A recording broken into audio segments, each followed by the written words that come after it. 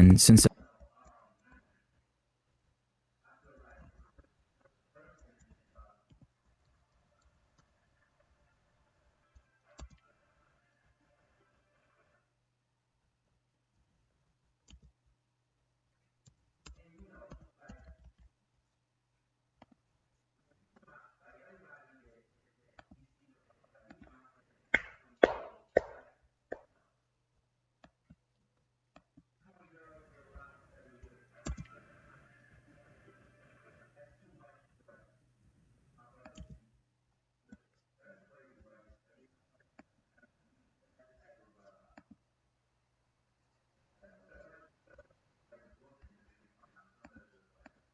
I don't have a lot of cardio, I decided to take a little break.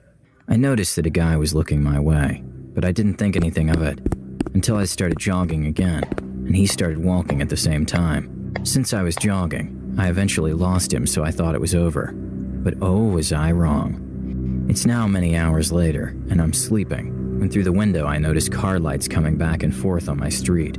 The window in my room gives me a view of the street. Now, some may think it's normal, but I live in a very quiet neighborhood, so I wanted to see what was going on. As I thought, there was a car that was traveling back and forth on my street.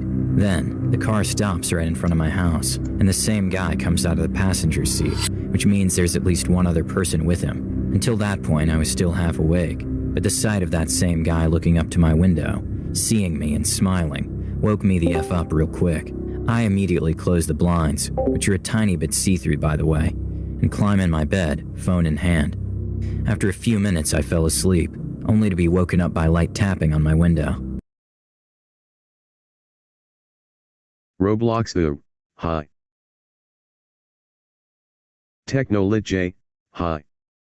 Remember when I said that my blinds are see-through? Well, I could make out the silhouette of a man, probably the same guy since there were still car lights in the street, and he was crouched at my window tapping from outside.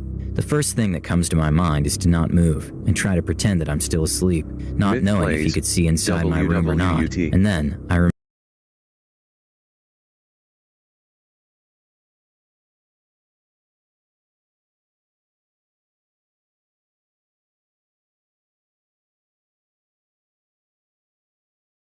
Technolit J, I'm watching scary stuff IG.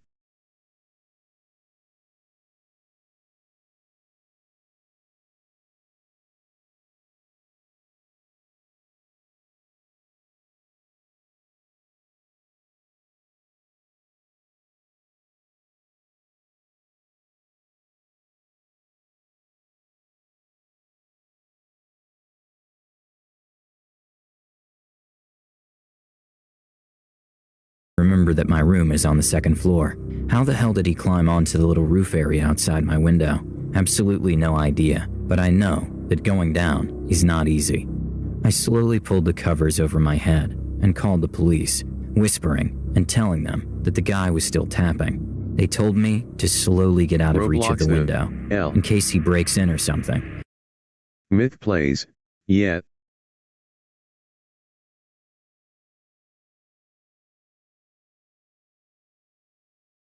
Susie Baka, hi.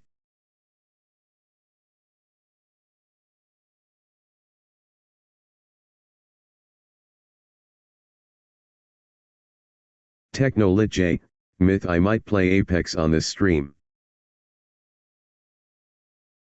And that they would be there in about 5 minutes. I crawled out of bed and into the bathroom, where I could see the street behind my house, and waited.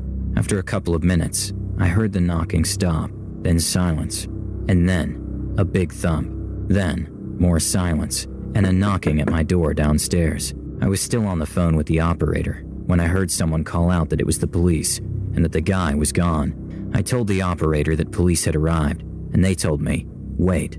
There was silence, and she said that police was not yet arrived, and to not open the door under any circumstances. Roblox, Soon enough, can you moderate she tells people? me the police is now there, and that I can go open the door. I go check outside of my bedroom window, out of prayer, and that I can go open circumstances, and she said later that police had arrived, not that it was the people downstairs. I was still on the phone with the operator when I heard someone call out that it was the police, and that the guy was gone. I told the operator that police had arrived, and they told me, wait. There was silence, and she said that police was not yet arrived, and to not open the door under any circumstances. Soon enough, she tells me the police is now there, and that I can go open the door. I go check outside of my bedroom window, out of paranoia, and there were in fact 3 police cars, and about 5 or 6 police officers outside my house. I go downstairs, as one of them is knocking, and I open the door, thank the operator, and hang up. I tell them the whole thing, and they tell me that the guy was already gone when they arrived, but that there was no one there anymore. In the next days, I saw officers on my street, but I never got news from the guys. The only thing they found was a rope and a small knife. Roblox, no fingerprints. What? No guy. No car. Nothing. When I first started Eve, I was a minor, and I was really tired of getting blown up by people all the time. So I decided, instead of being the hunted, I would become the hunter.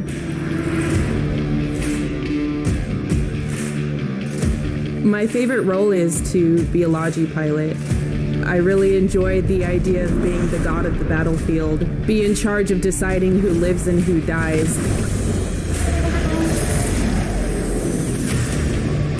The main reason that we hunt, we're looking for the good fight. Susie Baka. How? There's no fun in having 25 people destroying one ship. It's a lot more exciting when you know that there's 40 other people, 2 jumps out, and they want to kill you. You can go down in history with an epic fight that you were completely... I was about 20 or 21 at the time this incident took place. I was a female university student. TechnoLitJ.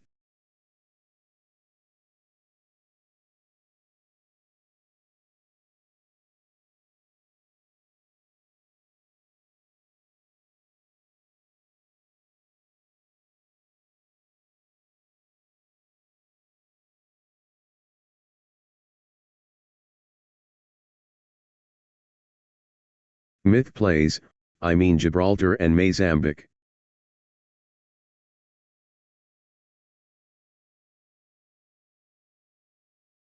Roblox use ad blocker.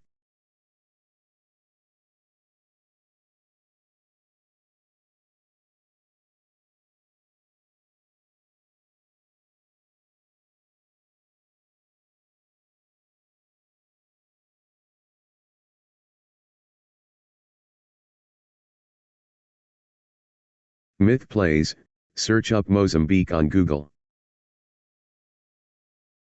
TechnoLitJ, just did.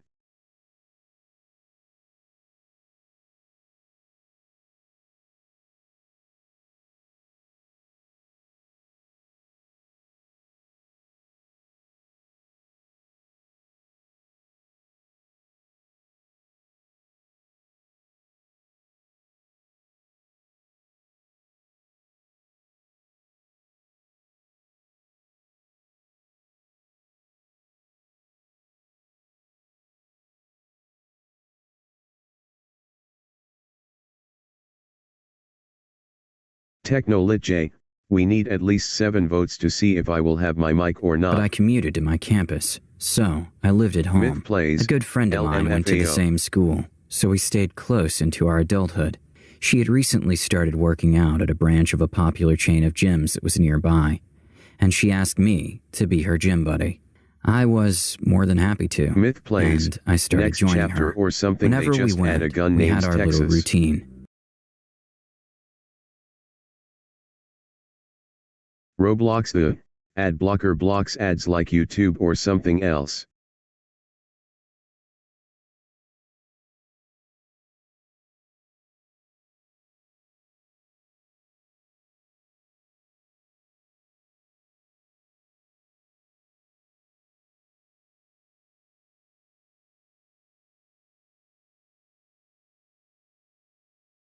Technolit J, I could download Brave if I wanted that. Technolit J, Brave. Weights, cardio, and then to the pool. This gym had a great pool for laps, but of course you had to shower before you got in, especially after working up a sweat doing other exercises. The locker room connected the main section of the complex to the pool area, and it had little cubicles to shower off in. We used these showers all the time without a second thought.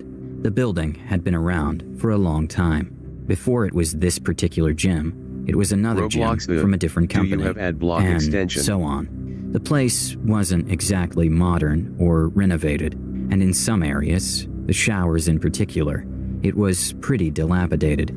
Some of the tiles were cracked or had fallen off completely. One day, the stall I was in was missing tiles all around the handles, Brave sucks. but I used it and it didn't sucked. pay attention to it. I figured it was only pipework back there. But that day, I got an odd feeling. So, I bent down to look through the hole in the shower wall. Lo and behold, there was a pair of eyes staring straight at me. I could tell it was a man, maybe middle-aged. Even staring directly at him, having caught him peeping, he stared right on. He never looked away. His gaze, animalistic and intent. The hole went straight through to another room, presumably the showers in the men's locker room. I turned the shower head so that I could hide in the corner and finish up out of his line of sight, and I promptly reported it to the staff. They went looking for him in the men's locker room, but never found the culprit.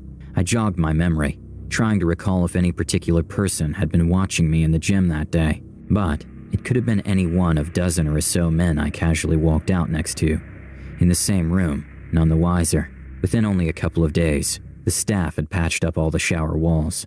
I'm glad it won't happen to any other unsuspecting girls there, but shower peeper? Let's not meet.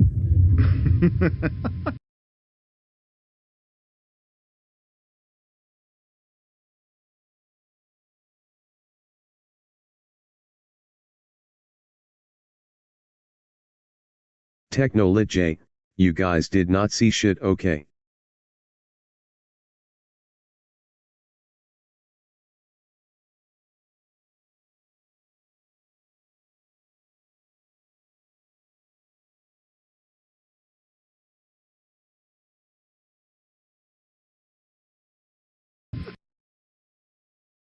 Myth plays, POV YouTube says shower in the male bathroom and shows a woman.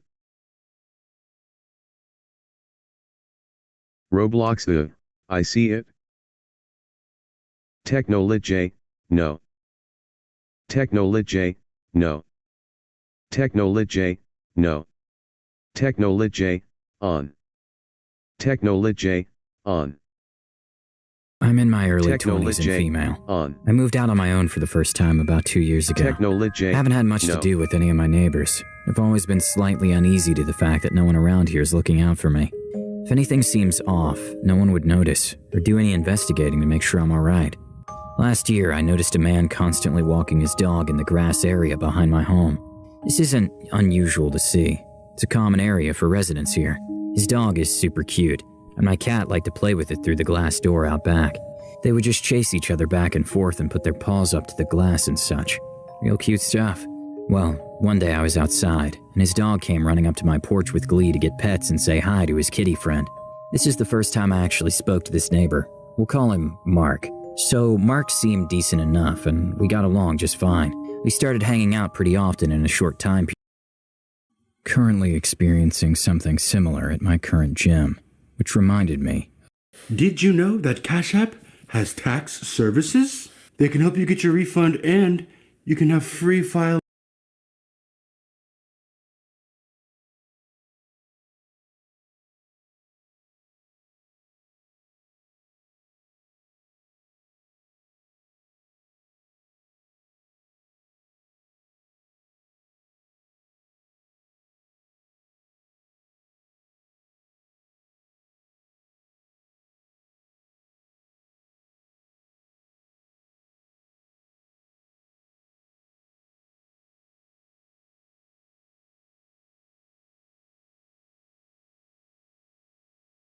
Technolit J, that line on his eyebrow looks fucked up.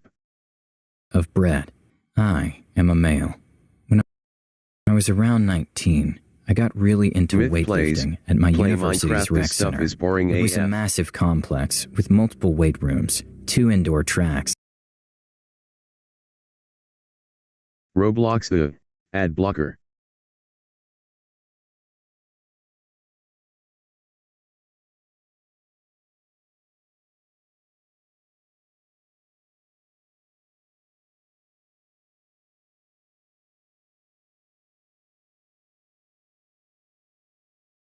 Technolit J, do you have $20 for me to play that?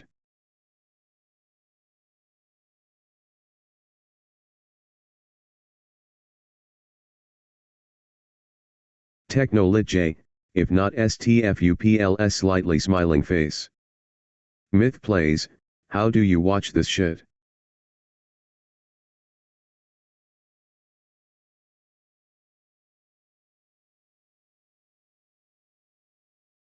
Myth plays, how do you watch this shit?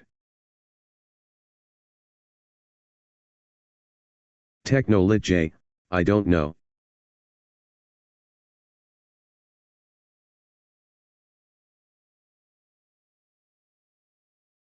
An Olympic swimming pool, the works. I'd lift 4 to 5 times a week and often cool off with laps in the pool. One day in the weight room, I was approached by a guy named Brett. He didn't look like a student. He was older, probably late 30s, early 40s, but very friendly. The rec center wasn't just for students. Anyone could purchase a membership. Casual conversation is pretty common in gyms. And I was so naive in those days, I didn't think anything of it when he asked personal questions, like where I was from and where I worked, which was at a grocery store in my hometown, the next town over. I didn't see this guy in the gym every day, but it was common to run into him a couple times a week. We'd shoot the shit for a bit, and I began to sense that he was interested in more than just saying hi. One day, he mentioned that he'd been by the grocery store where I worked, but didn't see me there, and wanted to know what my schedule was. Despite my naivete, I immediately recognized that this wasn't normal, Paradiso. and that I didn't want to talk to this guy anymore. I lied and told him my schedule was different every week, and got back to my workout. One day, not long after, I was walking into work to start my shift. We started at 9 a.m., and he was there in the foyer just hanging around. He called out and tried to talk to me, but I told him, "Hey man, I'm at work right now." After that, I didn't really talk to him in the gym anymore. Looking for me at my job was too weird, and it pissed me off. He'd approach me and I'd just coldly say hey and look away. The final straw was one evening when I'd just finished swimming laps. The shower room was an open room with 4 shower stands, each with 4 nozzles pointing north, east, south, and west, so 4 people could use the same stand at once. No curtains, no partitions, which may seem odd these days, but I never thought anything of it since I grew up swimming at this pool. I was in there alone showering, my swim trunks hanging on the drying rack, when I glanced toward the doorway to the locker area and saw this motherfucker peeking around the doorway.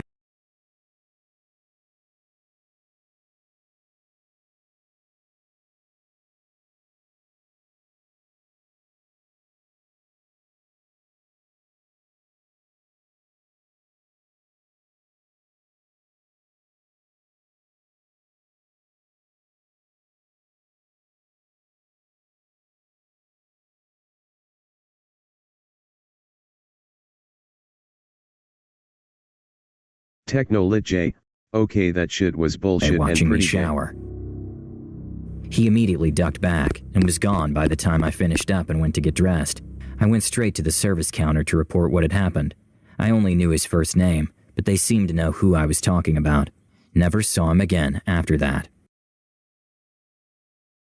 All right, so this happened at my parents' house when I was 16 or 17 years old. 25 now, but thinking about it still gives me the goosebumps.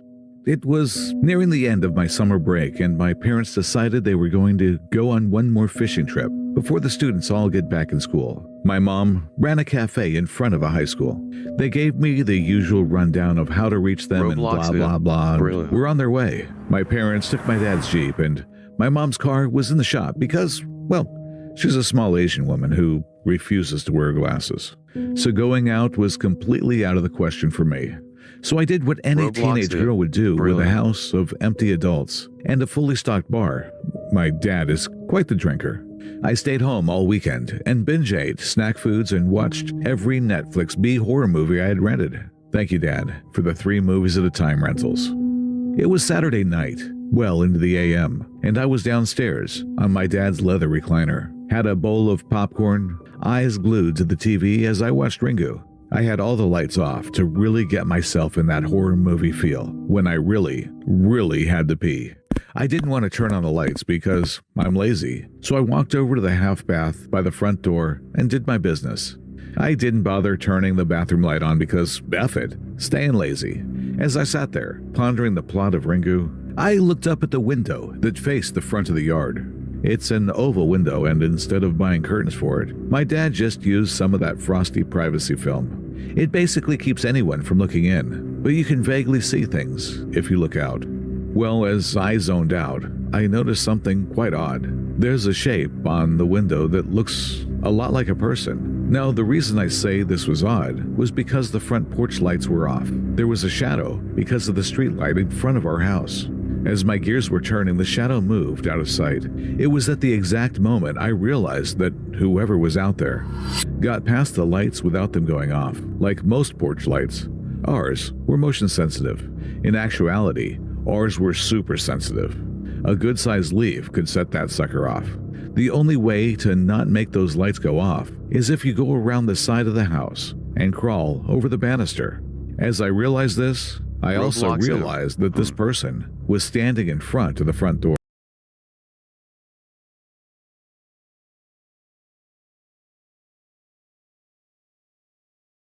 Myth plays, Me Gusta.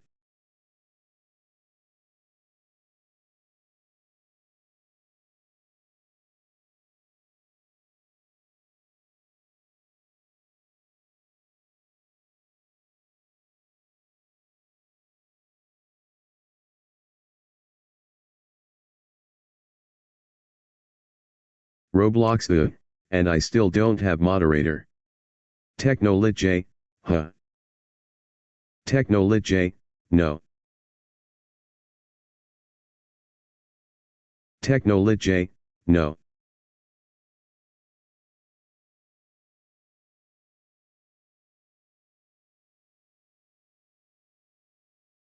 Technolit J, I don't know you like that. I no longer had to pee. I awkwardly slid off the toilet, pulled my pants up and did a military-style crawl into the living room, and freaked the fuck out. Whoever this individual was had to have practiced not making that light go off. Also, there were no cars in the driveway, so they know no one is home. There's always my dad's Jeep or my mom's car in the driveway. This was the first time there wasn't.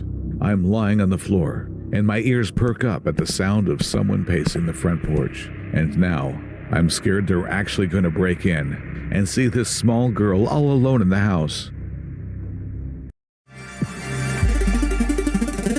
Roblox, bruh.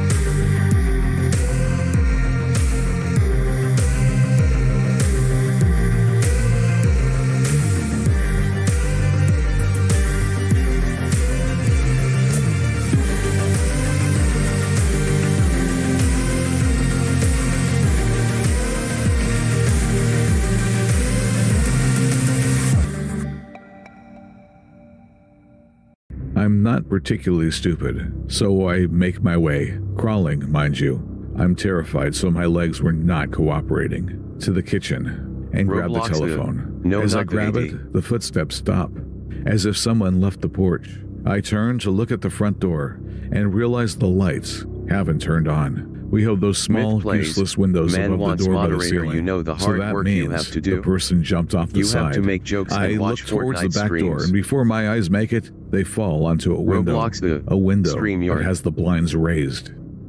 I don't think I've ever ran so fucking fast before. See, we keep the blinds up by the kitchen table because our 2 cats are little shits and will destroy the blinds if they can't see outside. I ran over to the window and closed the blinds and sat on the floor. I have no idea if the person saw me, but if they knew that much about the porch lights, they know that those blinds are always raised. There was still a glow from the TV, so I didn't see anyone when I ran over, but now I'm twice as horrified. I kind of sat there for a bit, straining to hear any movement outside, but I wasn't hearing them until I heard the porch door get shaken. My dad put a hook on the porch door so that we could let the cats out without them running away. But most of the time, my mom forgets to hook it closed because she's short and way forgetful. The reason I heard the door shake was because my dad must have locked it last time he was out there. Full panic now.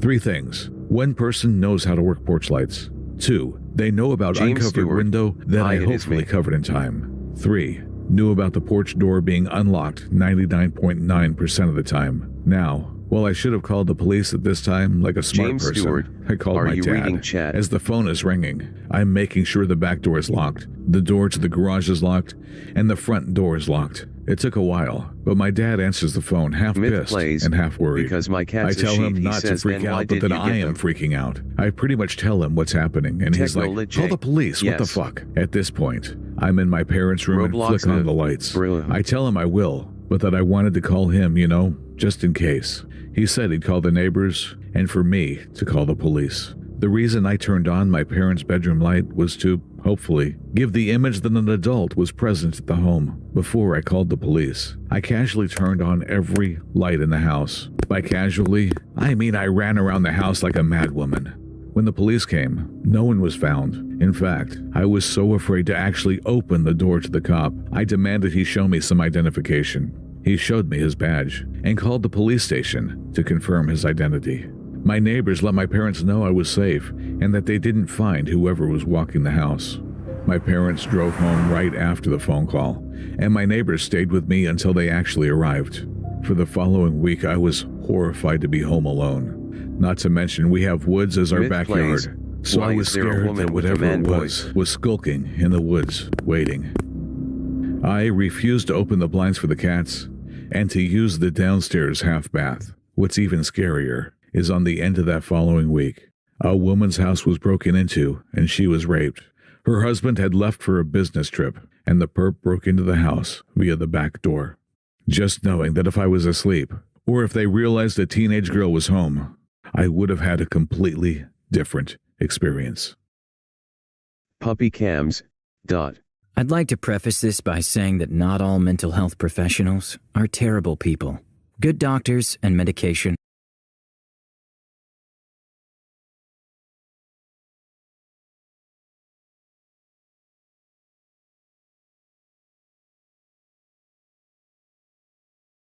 Technolit J. That girl lookin' sexy.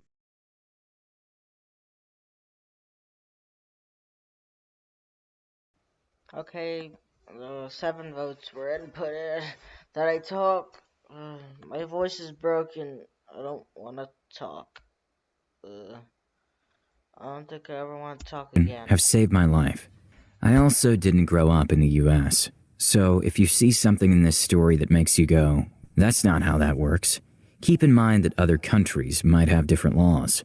Furthermore, this describes my experiences with staying in a mental hospital, so prepare for triggers.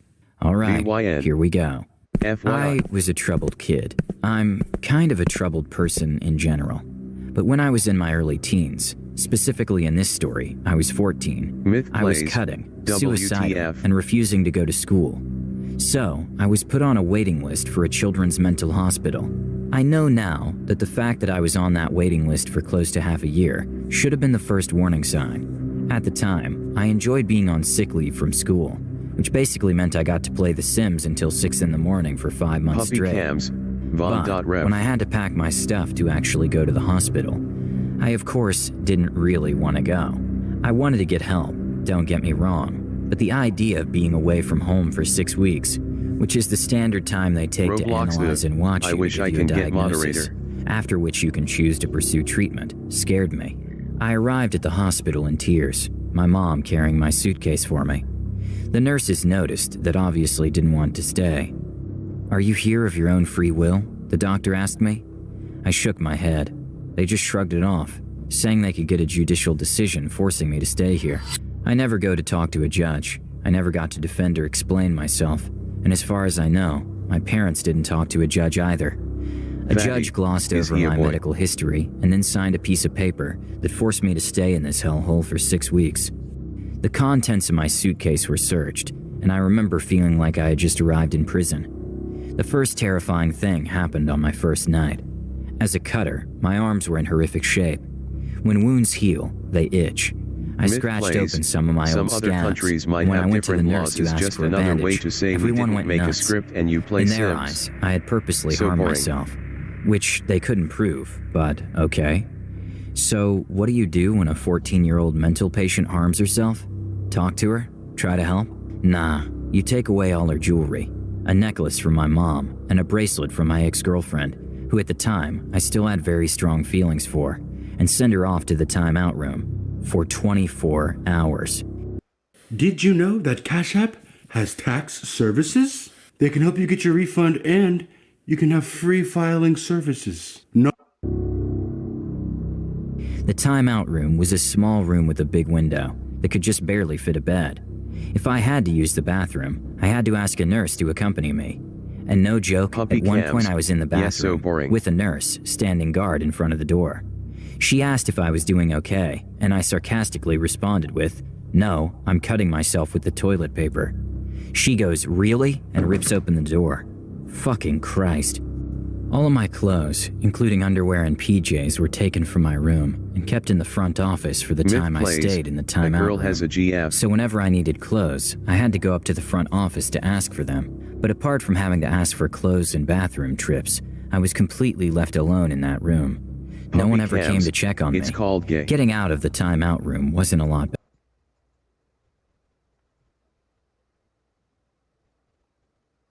Roblox. The poll is almost 9 votes. Technolit J. Yes, Sorry, myth. I'm not really talking. Better. For the first week or two, I had horrible stomach problems. I would get up multiple times a night to use the bathroom, which, by the way, you didn't have one of in your room. You had to walk down the hall to the bathrooms.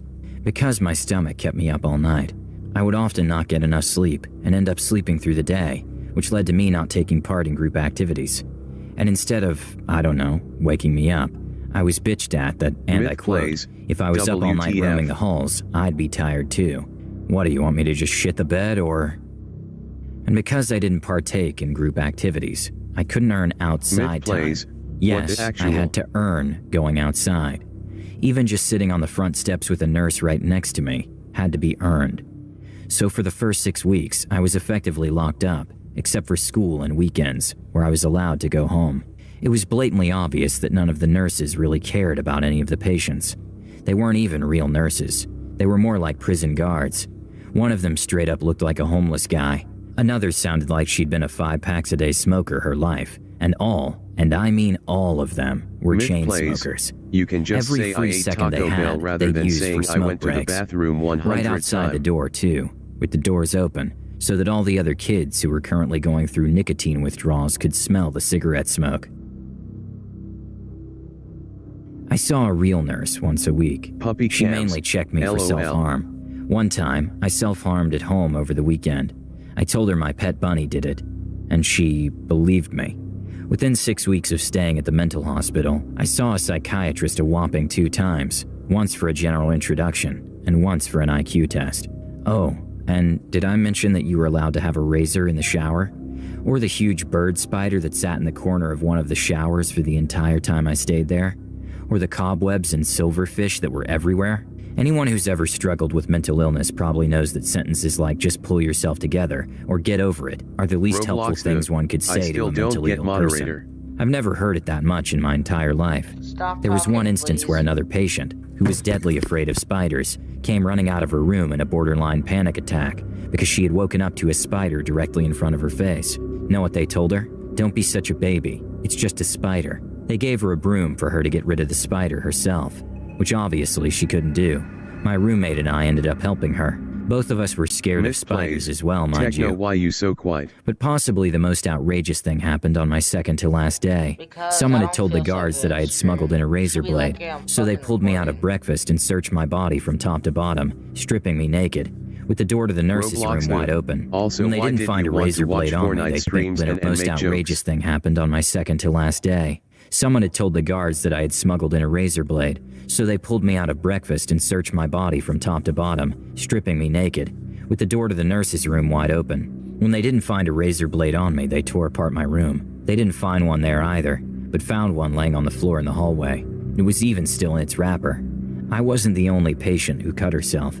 As a matter of fact, I don't think there was a single female patient who didn't cut herself. That blade could have belonged to anyone. They had no proof it was mine. But of course, it was deemed that it was mine, and despite me not having any new cuts on my arm, I was thrown into the timeout room for another 24 hours. Literally my last 24 hours, and they paid so little attention to the timeout room that a fellow inmate was able to slip a letter with a razor blade inside under the door so I could take out my frustrations on myself. In case you were wondering where my parents were in all of this, my mother wanted to get me out of that place as soon as she heard about the timeout room. But since my parents had joint custody, she needed my father to agree to it. My father deserves a let's not meet story for himself, but to make it short, he hadn't talked to me in over 4 years. He was somehow convinced that I needed help and refused to get me out of there. My final diagnosis from that place? Narcissistic neurosis. I was 14, and to this day I have no idea how they came up with any kind of diagnosis, considering I had seen an actual doctor a total of 2 times. Additionally, this result was delivered to us, my parents and I, by the head doctor of the hospital, who I had never seen in my life, during a conclusive meeting on my last day. I was offered to stay and start behavioral therapy, but I guess it goes without saying that I politely declined that offer. Every therapist and psychiatrist I've talked to since, and trust me, there's been a few over the last 7 years, have disregarded that diagnosis entirely. Hazy cloud. Some have even laughed at it. I'm currently diagnosed with bipolar disorder, depression, and a panic disorder, and my current psychiatrist has suggested I might suffer from borderline personality disorder. I guess the moral of this story is to always do research on the hospital you plan on getting yourself admitted to. I sure as shit hope I never have to see any of the guards, nurses, or doctors ever again. So, back in November... Roblox the poll is 9 votes now. I'm already talking. I'm fucking talking, even it says my mic.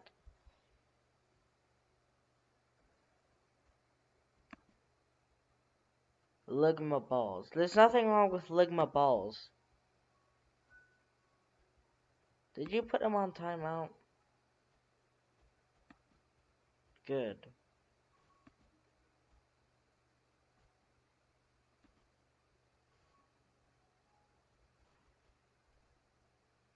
I said I would talk, and I never said if I was going to be quiet or talkative.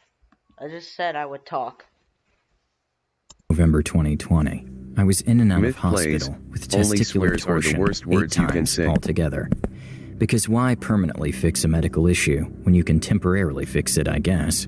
Thanks, NHS. And on my last time at one of the hospitals, I had called the taxi to go home, but it would take about 30 to 40 minutes to get to me, because it was a Saturday in a city. Since there was gonna be a bit of a wait, I decided to sit down in a bench/garden area just in front of the hospital. It was 3 a.m., about 0 degrees Celsius, and I had been awake for 36 hours at that point. My taxi was on its way, and I just sat cross-legged on the bench, headphones on, and nicotine keeping me alive. Everything was all fine until after 10 minutes, I noticed a guy very clearly walking directly towards me. He was stumbling a bit, so I just assumed he was drunk. As he got on level with me, he stopped right in front of me and said something that I didn't hear. I looked up and said, "What?" "Sorry, I had music on," as I pulled them off, and he looked me dead in the eye and said, "I could fucking batter you right now." Of everything I was expecting him to say, that wasn't on the list. So, caught off guard, I tried just disarming him with humor by saying, "I don't doubt it," which did work, thank God, because he would have absolutely pummeled me into the ground. And every time I said that, or something similar, he'd just say, "I could batter you. I want to deck you right here, right now. And I could take you in a fight," just to recall a few of them. You knew what After his anger had toned down, he sat on the bench next to me and started generally drunk rambling about his family and his friends. This guy's blushing? Okay, very much confusion here. And very specifically, his best friend's girlfriend, that he was having an affair with. Then, he pointed out my shoes, saying, "Those are nice, mate. Can I have them?" Obviously, I said no, firmly, but not aggressively, then said thanks and told him about the fact that I got them on sale. He said, "Can I touch them?" Which was immediately a big What the hell? Puppy red cams. flag. Bruh. I politely declined, and he started rubbing my shoe anyway. I was still sitting cross-legged on the bench. Then, in one swift movement, he grabbed my ankle, pulled my Roblox entire move. leg up to his How? face, and put the entire toe of my size 11 Converses in his mouth. At which point, while sitting in stunned silence, I started desperately looking around, and I see the hospital police walking over. Myth plays. The officer asks Anime if we bad were here animation together. Scary He said stories. yes. Techno, what is I your said IQ no. to understand The officer this? then asked if he was a patient. I said yes. He said no. I told the officer I was just waiting for my taxi, and the guy rambled something I couldn't really make out to the officer, who suggested he move along. The guy stood up, gave me a handshake, and walked off into the night. The officer obviously asked if I was okay, and I told him what happened. He was just as confused as I was. After that, my taxi was due in 5 minutes, so I went and stood on the opposite side of the hospital where the taxi rank was. I asked some friends, who were familiar with a lot of drugs, what he could have been on, and they unanimously said meth, and the shoe thing was probably just a fetish. Random shoe biter outside hospital? Let's not meet again. So you're looking to make music? Well, Soundtrap is the perfect tool for you. Today I'm going to show you how to tune your vocals using Autotune. I'm no singer, but I'm definitely going to make it sound a lot better. So I'm going to go to Edit, hit Autotune, and then I'm going to go for the heavy option. Soundtrap's going to do all the work for you and everything together. Bomb. Red. So if you want to try this out yourself, you can do it at Soundtrap. What do you mean IQ to understand this? Understand what? I don't understand. This happened about 7.5 years It's because I have big brain powers. Unlike you guys, you have 9-year-old brain power. ago, when I was 13. My grandmother was in the You're still 13, probably 14. hospital with pneumonia. By the time my family got there was about 11 to 15 of us. Yeah. You know, when I was at the hospital, when I had COVID, fucking it got bad. Not this much people were here. It's a long Puppy cams. Give me mod. Puppy cams. Sure, I guess. If you...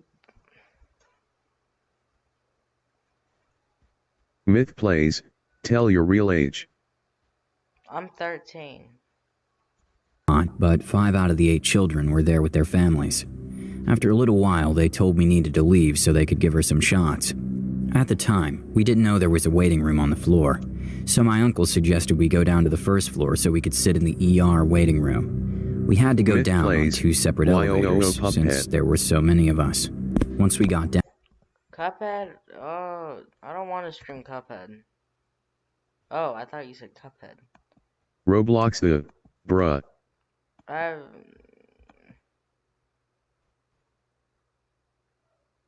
Roblox the said bruh. down there, we saw 2 nurses hiding behind a door. When we asked what's wrong, they said nothing. You can still go in there. We walked in. It was about 2 p.m. on a Sunday. There was no one in there, and the lights were off. Yes, in retrospect, we should have just turned around and walked back out. But like all white people in horror movies, we didn't think anything of it. We met up with the rest of the family. That's when we noticed 2 other guys. The first man was sitting with his hands behind his back. The second one was standing behind him, holding his wrists together.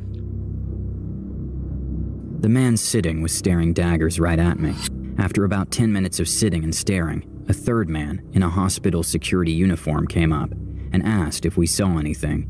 Visibly confused, we said no, and they told us we needed to leave. We went back up to the 4th floor and found the waiting room. It was right next to the psych ward with a sign that said "Stay clear.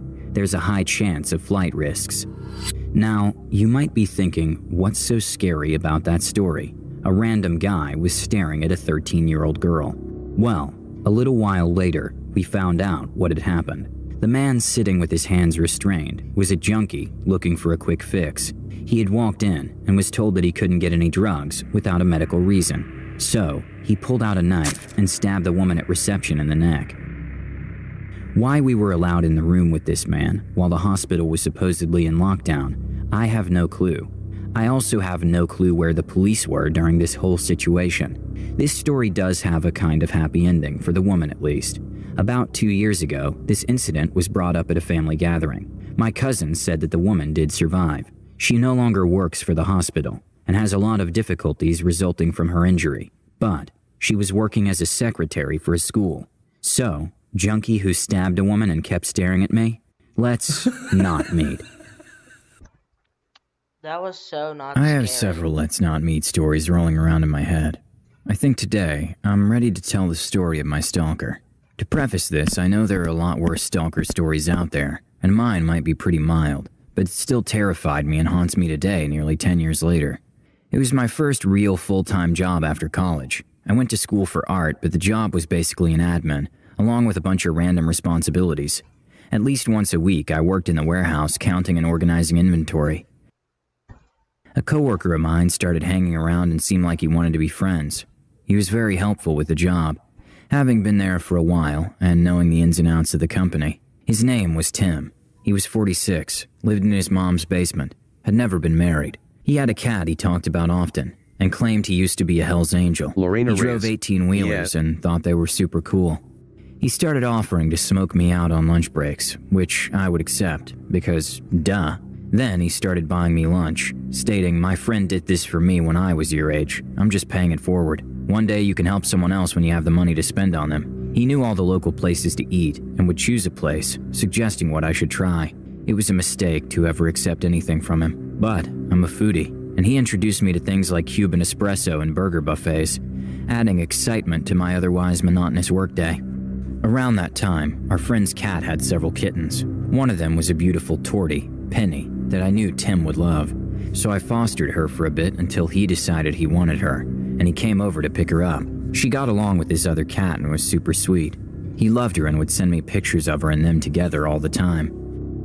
We had him over, my boyfriend and I, a few times over a period of about a year. He told the same stories over and over again, but we tolerated him because we thought he was lonely.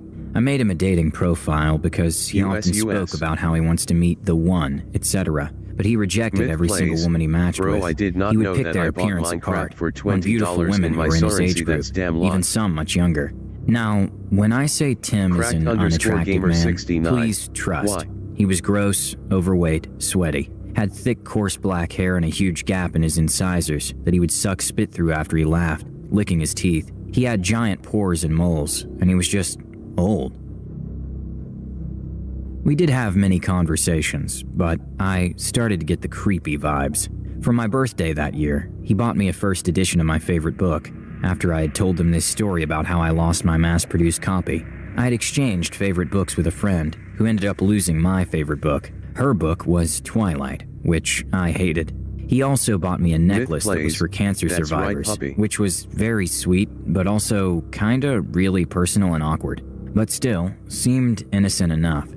He would show up with a case of beer, knocking on the door unexpectedly. We tried to be hospitable, but it started getting annoying. However, I felt bad for him, and he was always so overly nice and helpful at work, I felt bad turning him away. One day after we had lunch, while sitting in his truck in our work parking lot, he told me he thought I was the one. I reminded him about my boyfriend, and he said, "No, he's not right for you. You're supposed to be with me." Soundtracking your content can be tricky. It doesn't have to be. Find the perfect track for all of your content in minutes. No, Tim, you know I care about you as a friend, but I'm not interested in anything with you like that. You're making me very uncomfortable. I love you.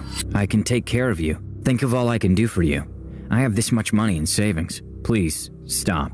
This is getting weird. I don't like you like that at all. Please, drop it. I got out of the truck and shut the door. The storm was brewing. After he confessed his love for me, I told my husband, then boyfriend, everything. He had warned me, and he reminded me how he called it.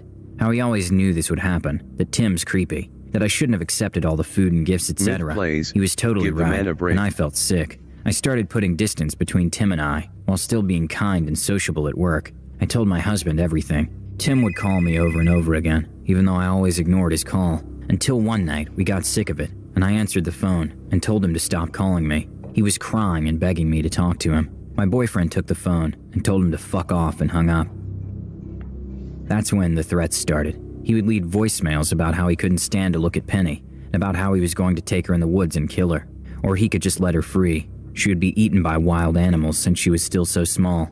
He said she reminded him of me, that he hated her as much as he hated me, that he wanted to bash her brains in. I started to call into work sick. I didn't want to see him. He ignored me deliberately, which I appreciated. He wouldn't look at me, but acted normal besides his sudden coldness towards me. Seeing him was awful.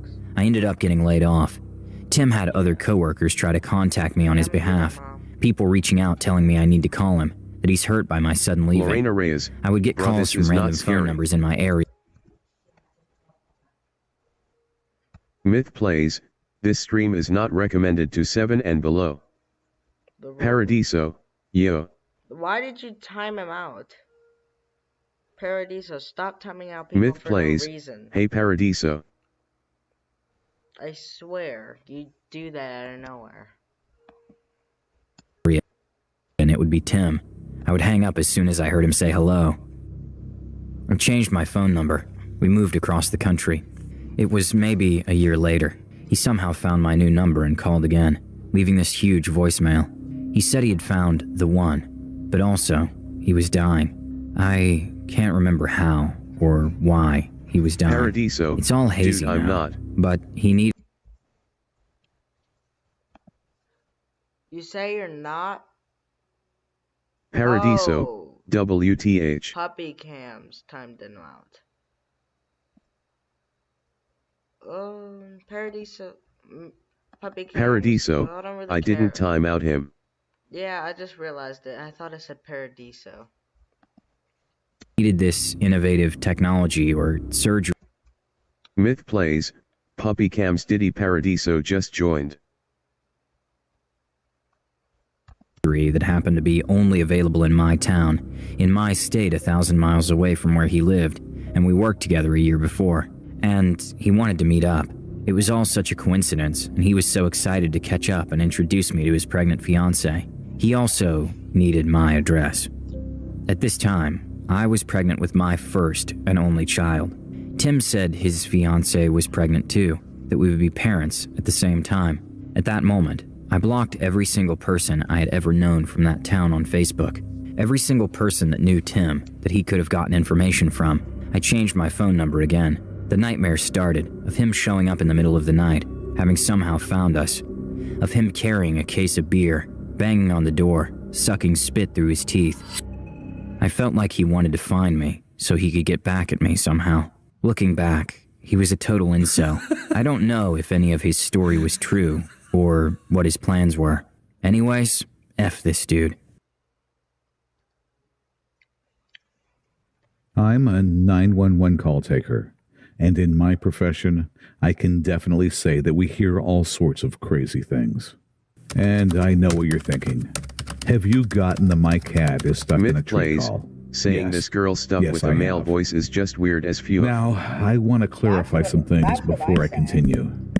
I will be changing the names of the people involved to protect their identity, the location of where the events took place, and I will not mention the agency I work for. Always think about In my agency, being a 911 call taker and a dispatcher are two completely different positions. My job is to take the calls as they come in, jot down the necessary information, and then send it over to the police and fire dispatchers so they can send the information to the units out in the field. We work 12-hour shifts, and we get anywhere from 200 to 300 plus calls on a single shift. When I started, I was told that there are 3 calls you never forget. Cracked underscore Your gamer first 69. call, your Techno, last do call, you see the link? and the call that will haunt you forever. A link? The day started just like any other. I was working the night shift, so I would be at work from 6 in the evening to 6 the following morning. I had my dinner, coffee, and Mountain Dew ready to go. I got situated at my station, logged into the system, and began to take calls. Myth Just plays. a regular night. No links allowed. I had a motor vehicle crash where one driver was trapped inside his vehicle. I had a domestic situation where a kid called in saying that his dad was beating up his mom. And a parking complaint. Nothing major. My buddy Frank was in the station next to me and said, So he's saying the dad beating up the mom isn't major? This guy is insane.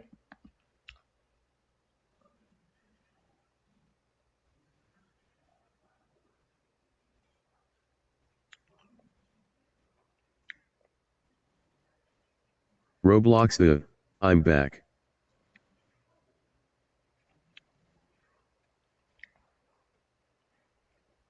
Yeah, no links are allowed, you guys. quiet night, isn't it, Kevin? I turned to him and said, Kurt there you Kyle go, Frank. Mangazer, Opening that big... You get 3 warnings if you send links. First time, you get suspended. Second time, Kurt Kyle Mangazer, E. The third time, you just get banned. You get banned. Puppy Cams, Patrick. Puppy Cams, Patrick. Technolit J, L. Technolit J, L. Technolit J, L. Technolit J, LL. Technolit J, L. Technolit J, L. Myth plays, the Roblox no more complaining it's bad for business. As long as he's not saying anything. Technolit J, Mouth L. yours, you said the Q word and now the Technolit night is J, going to go to L. shit. For those Technolit of you J, who don't know, L. the word quiet or any other Technolit synonym J, is frowned LL. upon being said while on shift. He chuckled Technolit and J, went back to his LL. phone. Surprisingly, the Technolit night J, did stay pretty L. quiet. Around midnight is when calls Technolit start J, to die down, L. so I went up and heated my dinner. When I came Puppy back, Cams, I I saw almost that there was choked. a 911 Kurt Kyle call Mangazer, waiting to be answered. stop. I asked if anybody was going to take the call, but no one Kurt else Kyle had it popping Mangazer, up on their screen. I just brushed it off and took the call. 911, where's your emergency? I asked into the phone line. I got nothing but silence. I spoke again. 911, where is your emergency? Still silence. I Kurt took the Kyle phone number Mangazer, and ran it through our Technolit system to JL. pinpoint the possible location of the call. Because the call came in as a cell phone, I located the cell phone tower it came off of and was able to find where the call was coming from after that. I managed to find that the call was coming from my neighborhood. Nothing Myth struck me as plays, alarming at that this point stream because I just get calls reminds like me of this MR all the Beast when time. he gave people $10K but you need to play a game.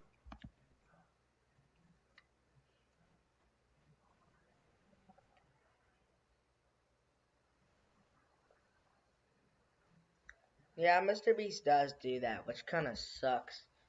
I mean, most of the time he just gives away free money, so it's not that bad.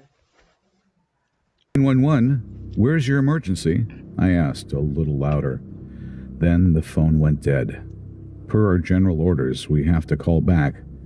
So that is what I did. I called back. But I was met with a voicemail saying the person could not be reached at this time. You're ordered to call them back. What if the murderer was right there? Like, right freaking on top of his bed, and he couldn't really do anything or say anything. And then he calls back, and then the phone just Kurt starts Kyle ringing. Mangazer, hello, I wanna play a game. That boy is gonna die. That boy or girl is gonna die.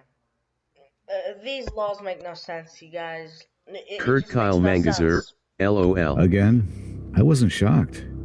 I get calls where there's an open line and nothing happens more often than not. This is why I hung up, filed the call away, and when I clicked the button to be ready for the next call, the phone immediately rang. This is Blankos, the free-to-play multiplayer game where you can unlock, earn, and sell. 911, where's your emergency?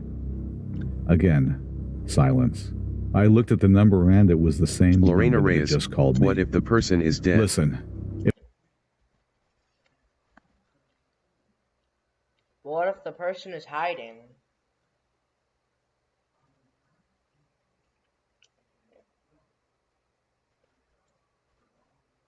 I don't know. Thanks for 6 likes. If this is a bunch of kids prank calling, know that you are dialing 911 and I will send the police out if this continues to be an issue. Do you understand? I waited for Roblox a response. USEADBLOCKER. Hello? Is anyone there? This is and then a blood-curdling scream came across the line. I jumped out of my seat and my headset flew off. I quickly gathered my composure and got back on the line. Hello? Hello, are you there? Lorena I tried Reyes, to get an answer, dead. But all that was there was screaming. Kurt Kyle It sounded like a woman, Mabby. and something was being torn. I could actually hear tearing in the background. It was hard to make out due to the woman screaming, but I could still hear it. Ma'am, Myth plays. Can you hear me? Roblox the one Where more are time you and at? you get timed out for The phone 30 went minutes. Dead again. I quickly sent a call through to the dispatchers with the information I had. Location: 46728 Benedict Lane. I don't know Incident: what the Roblox is assault doing. with He injuries. seems innocent. Comments: He's not call saying taker much can in hear a chat. female screaming and something you being need to stop torn. being such a Cannot bitch. get any further information from the caller. Caller has hung up. Will attempt to make contact again. I sent the call to the dispatcher and immediately the call was sent out due to the severity of my comments. I called the number again but was met with the same voicemail. I tried again, 2 more times, but I got the same result. I updated the call saying that I couldn't make further contact. I watched on my mapping screen as the units were on the way to the house. I looked down and saw a call pending in my queue. I answered the phone, but before I could say anything, I was met with the same female screaming again. I shouted to try and get her attention. Hello? Ma'am, can you hear me? Help me! Help me! Somebody help me! I heard her scream into the phone. Ma'am, I have help on the way. Tell me what's going on. He's here. He's here. He's here. He's here. Ma'am, who is there? I'm going to die. I'm going to die. I'm going to die. I'm going to die. Ma'am, you're not going to die. I'm going to be on the phone with you until help arrives. They're almost there. Lorena I Reyes. continued Bruh, he's to dead try and already. get more information about her, but I wasn't getting anywhere. Then, in the background, I heard a male's voice. Abigail. Oh, Abigail. Why are you hiding from me? We've played lots of games tonight, but hide and seek is not one I wanted to play. Ma'am, your name is Abigail? Yes. VUM. Okay, Today. Abigail, listen to me. Help is almost there. Tell me, who is this man? I don't know. He just appeared in my house and then he... She couldn't finish her sentence before she began to break down crying. The only thing that snapped her out of it was the man. Kurt In the Kyle background, Mangazer. She is dead. I could hear a door creak followed by light footsteps, and then he spoke. Abigail, if you promise to come out right now... Yeah, I'm watching TV. Oh, something.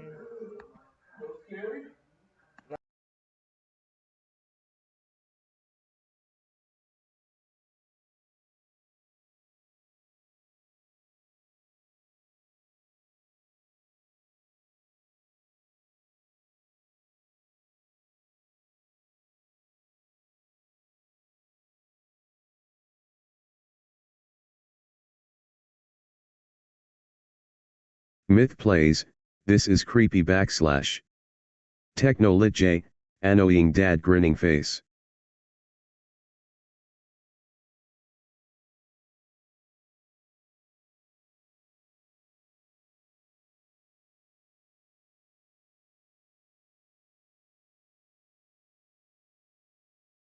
Lorena Reyes, no it not.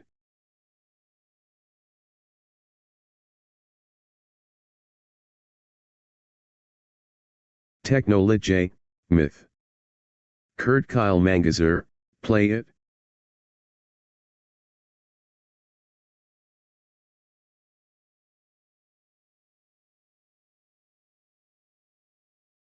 James Stewart, hi. Technolit J, don't be a bitch at Roblox guy. Myth plays, yeah.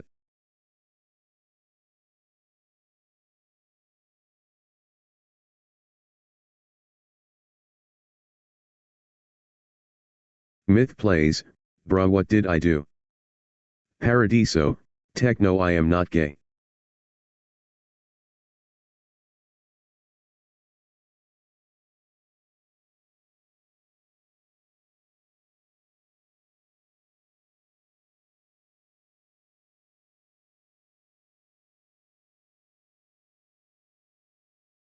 Technolit J, yes you are.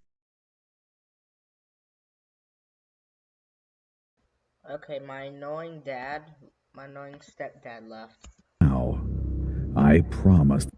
Beginning to look for other options. But no! Hospital, I saw a psych allowed in the room with this man while the hospital was supposed to.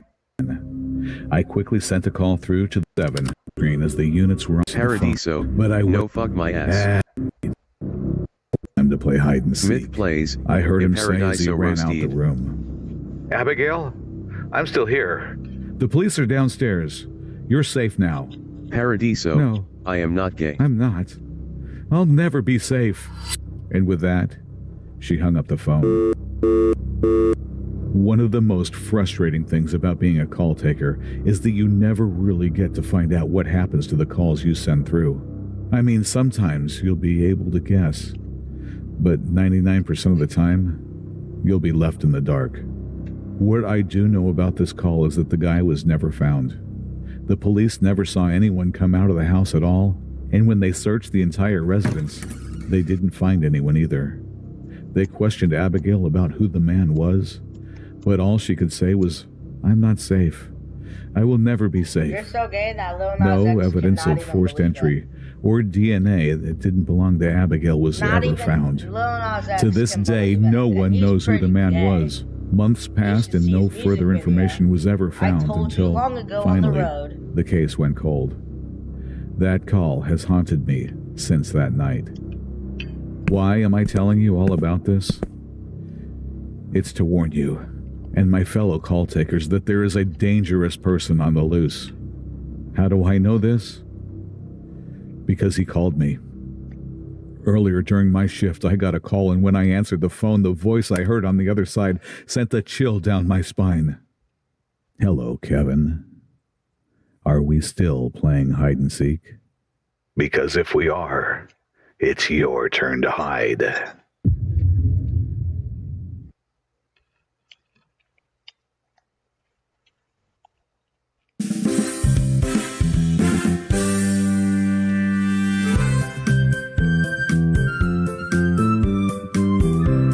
Myth plays, I told you long ago on the road Paradiso is getting owned.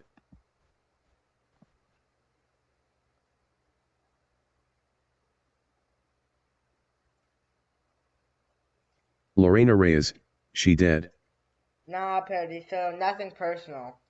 You know, it's nothing personal, but it is kind of true. Wink, wink. Don't take it too personal.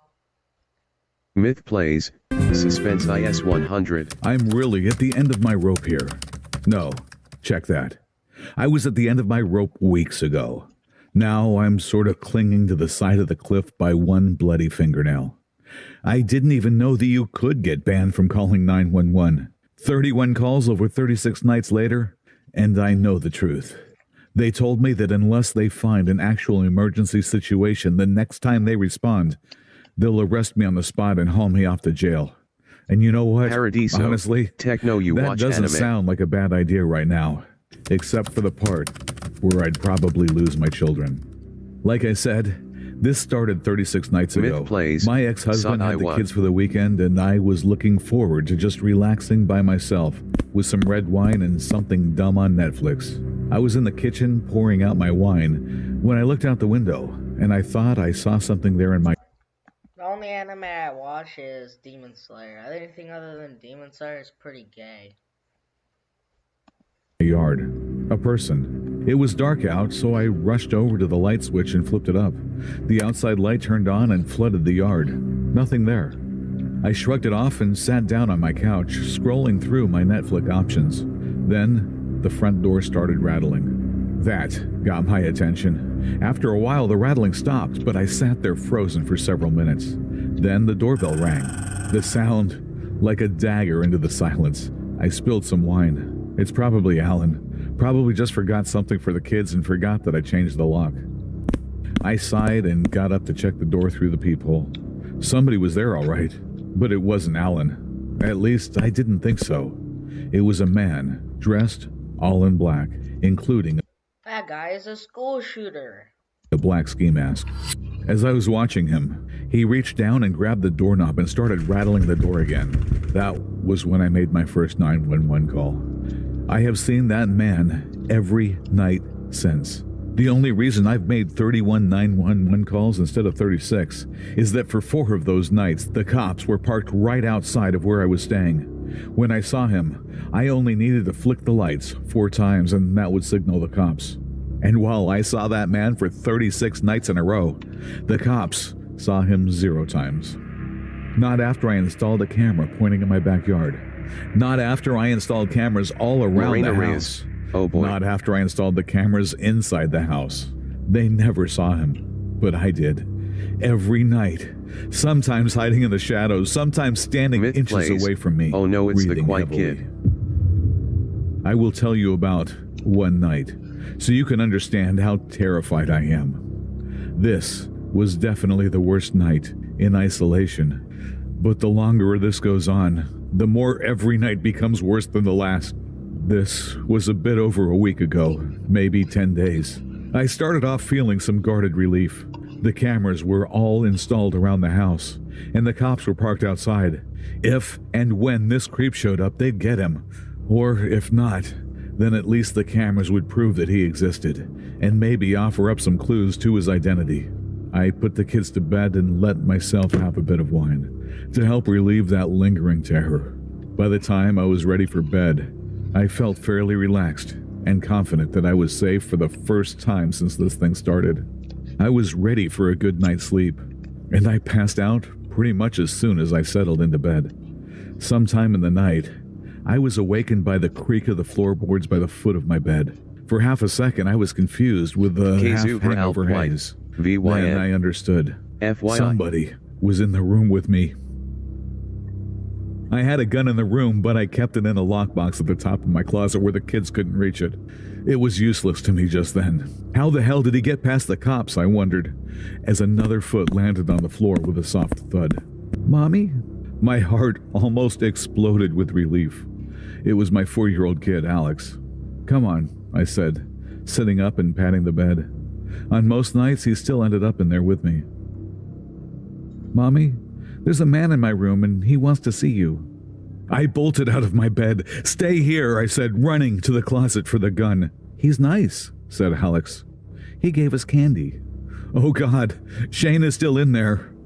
My hand gripped the gun in the box, wavering. Did I want to bring a loaded gun into a room with my 6-year-old kid?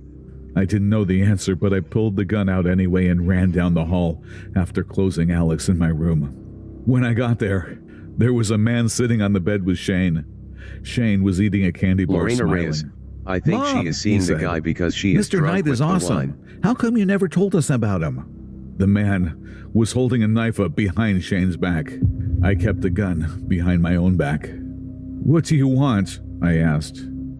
Then I heard the man speak for the first time. He kept changing his voice, modulating it in an agitated way so that it was really high-pitched and then really low, now fast and smooth, now slow, and stuttering.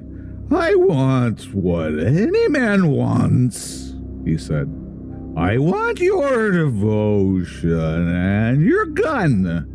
Hand it over, or you know the boy goes night-night for a long, long time. The hand holding the gun was slick with sweat, and my stomach was in knots as my heart pounded away in primal terror.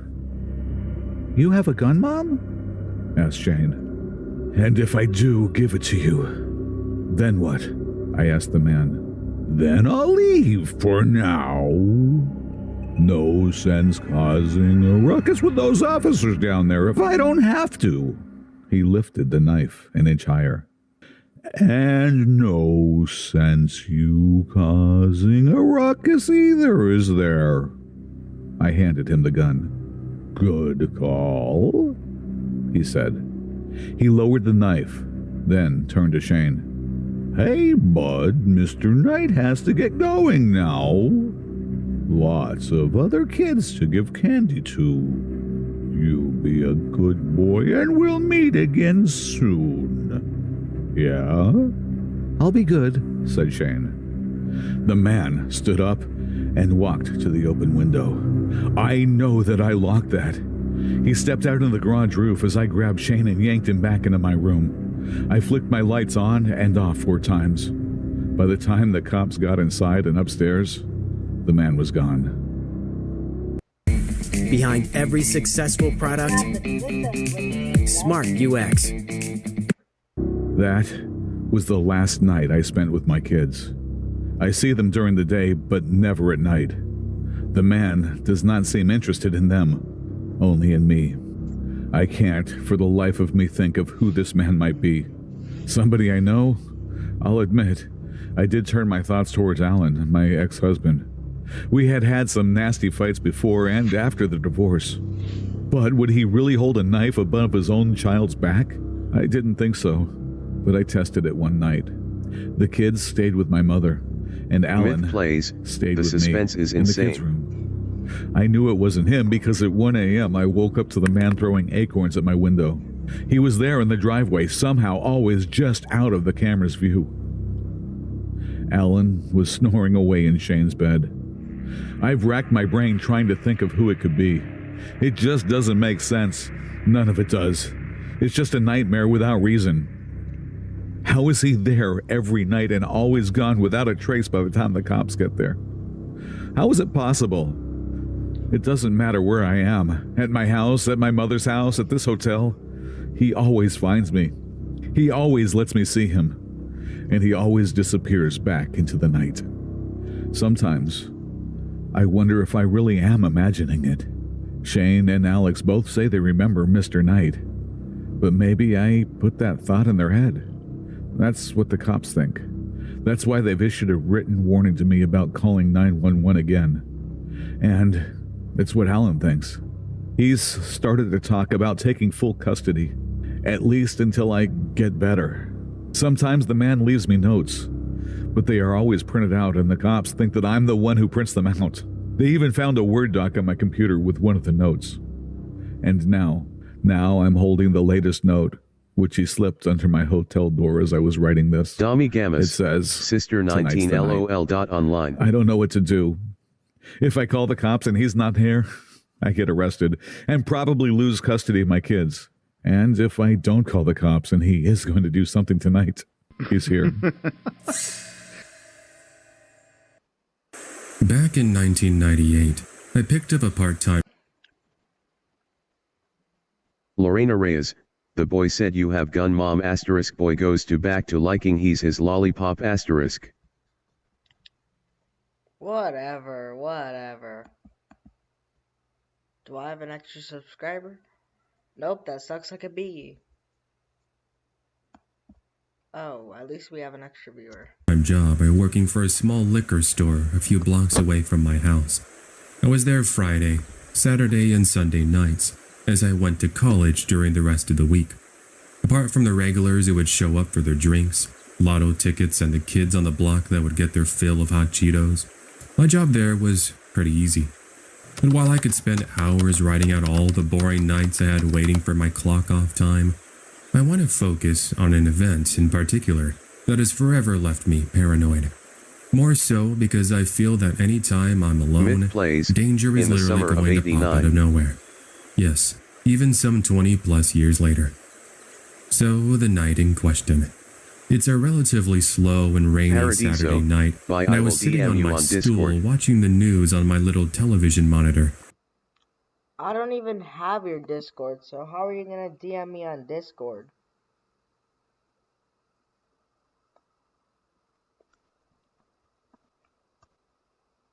My friends had stopped by to drop me off. Since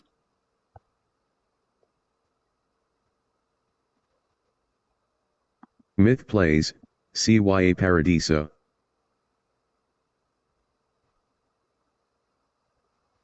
Back in 1998, I picked up a part-time job by working for a small liquor store a few blocks away from my house. I was there Friday, Saturday, and Sunday nights, as I went to college during the rest of the week. Apart from the regulars who would show up for their drinks, lotto tickets, and the kids on the block that would get their fill of hot Cheetos, my job there was pretty easy. And while I could spend hours writing out all the boring nights I had waiting for my clock-off time, I want to focus on an event in particular that has forever left me paranoid. More so because I feel that any time I'm alone, danger is literally going to pop out of nowhere. Yes, even some 20+ years later. So the night in question. It's a relatively slow and rainy Saturday night, and I was sitting on my stool watching the news on my little television monitor. I was also eating some Subway that a couple of my friends had stopped by to drop me off, since they were in the area and the manager wasn't around. I was also trying to catch up on a book I needed to read for one of my classes, but I think you can already guess that was unsuccessful. Anyways, everything is going fairly smoothly until a man in a hoodie walks into the store. I was notified of his arrival when I heard the front doorbell chime. I greeted him a friendly hello and I asked him that if there was anything he needed help with, he just needed to ask. But he ignores me and walks down one of the aisles. He must have been having a bad night, I thought. Whatever. I returned back to my book, with the TV as background noise, and after about a minute, I noticed I hadn't seen or heard the man in the hoodie. Where could he be? I looked up, and then I saw he was now making his way back to me. No items. So much for buying something. Just as I'm about to speak up and ask if he needed help with something, he shuts me up and pulls out a handgun. In 3 months, I've gained upwards of about 10,000 followers. That's right, 10,000. Empty the cash register and hand over whatever is in there. I froze and went into a sort of state of shock as he once again demands I hand over the cash. It wasn't until he walks over to me on the other side of the counter that I finally snapped out of it, and I began to realize the severity of the situation. It's now I began putting money into a small grocery bag, hoping and praying I would be able to make it home in one piece. Give me the scratcher tickets too. All of them. Fast. I hand those over in a heartbeat, and after what seemed like an eternity, but was honestly more like 40 seconds, he runs out of the store, leaving me on the verge of tears. Sure, I'm no kid. I was 20 at the time. But having someone take out a gun on you while you're working alone is going to make you practically scream and wet your pants. He's living in Grand Theft My Auto. next reaction was to quickly lock the front door, then call for the police, explaining that the shop had just been robbed. In the time it took them to get there, the customer, who was a regular, happened to show up and knocked on the door. I got so scared because I thought it was the robber coming back to finish the job, but I breathed a sigh of relief when I saw his face. When all was said and done, police did review the security footage, and about a week later, the man was caught and arrested for armed robbery. Since this incident, I have never had anything as remotely frightening as this happen to me again, and I hope it remains that way. I hope it doesn't. I used to work as a waitress at a diner in Southern California. Whatever, I'll play game.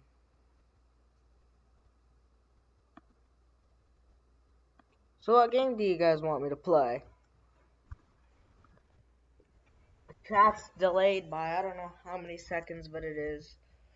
Thanks for 9 likes. Hopefully we get 10.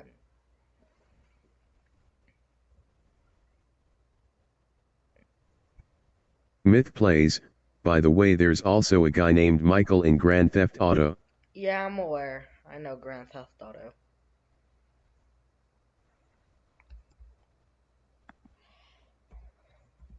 Let's just play Roblox. Roblox don't time out me. Yeah, Roblox didn't do anything.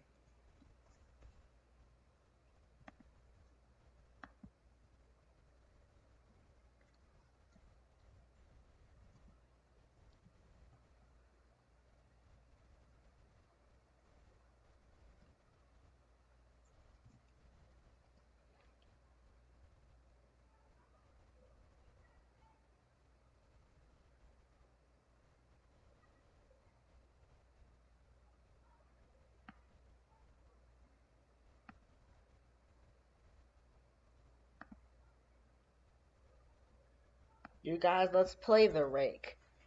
This is it's a pretty scary and fun game.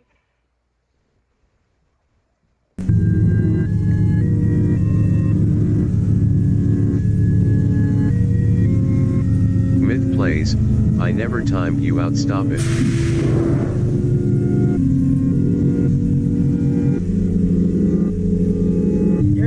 At this point, you guys are just being bitches to each other.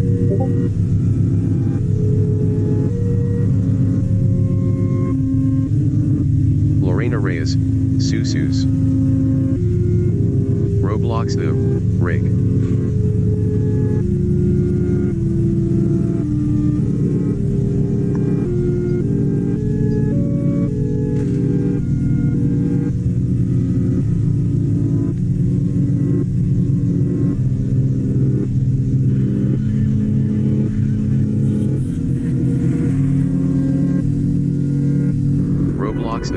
The Rake has jump scare.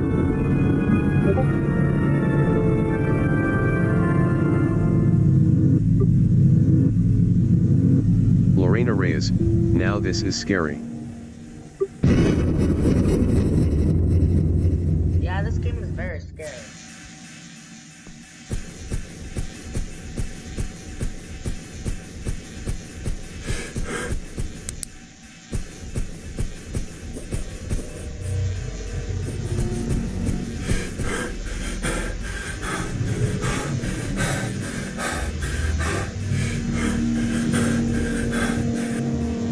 Someone in the lobby has 3,000 survives. I only have 22. It's the safe house.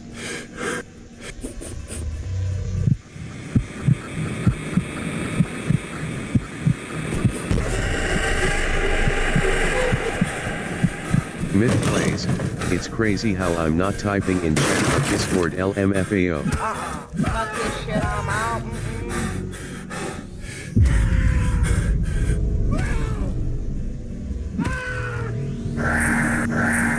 Bird Cookie, what's up, bro?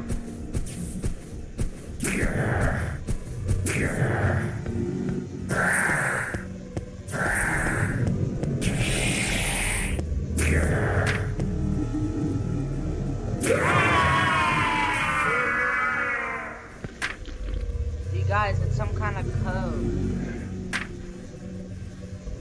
But I don't know what it does, you guys. Lorena Reyes,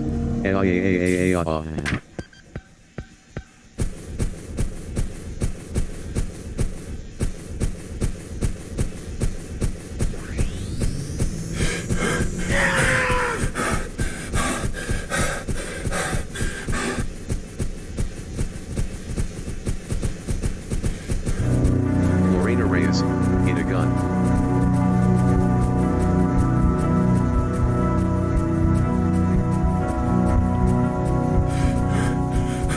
Myth plays, has the monster eaten Taco Bell LMAO? No, I don't think the monster likes Taco Bell.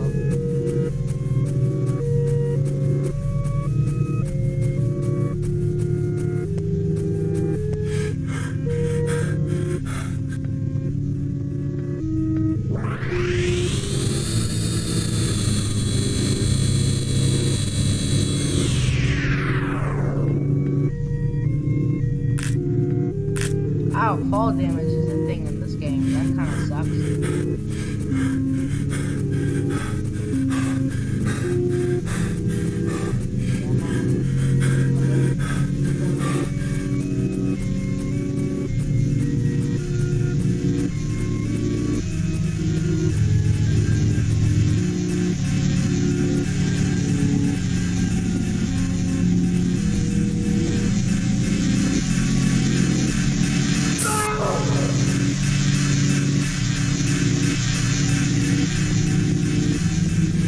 Lorena Reyes, he farted so hard that killed half the population.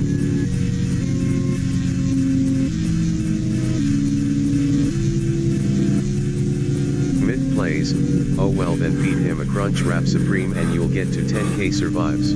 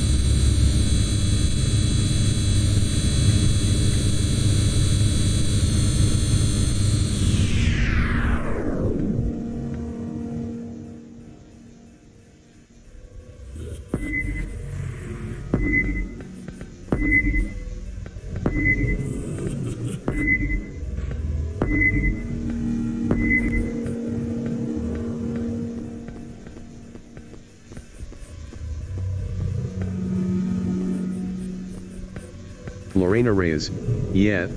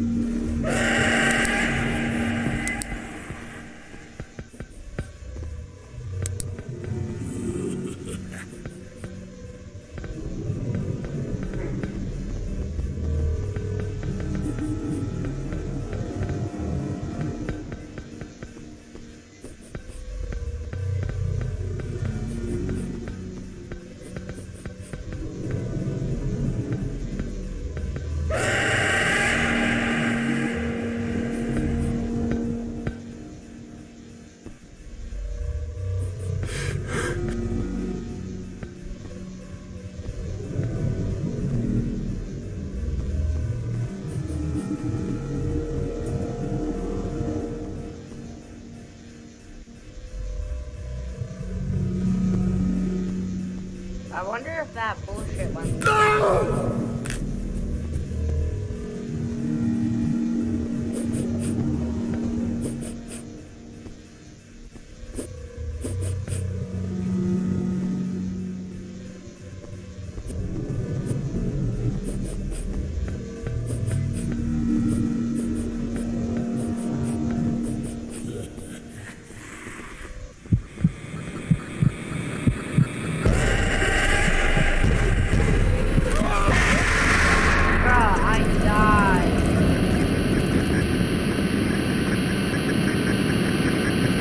Sucks ass, I'm telling you guys.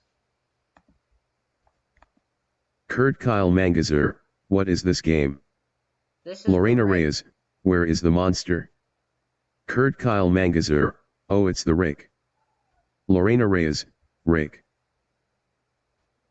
Kurt Kyle Mangazer, I think the rake is real. Lorena Reyes, broken. The name is rake. Kurt Kyle Mangazer.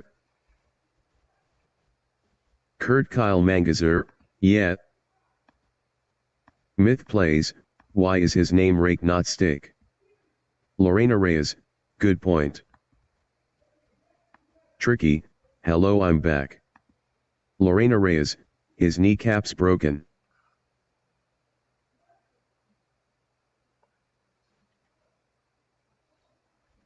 Why should his name be Steak?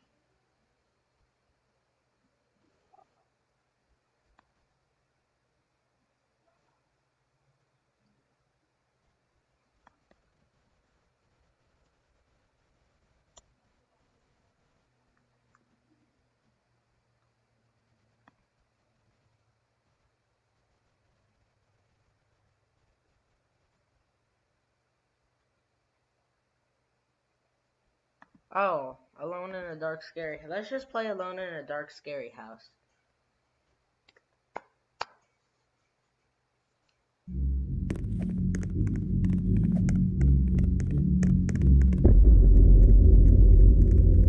Lorena Reyes, his is bone.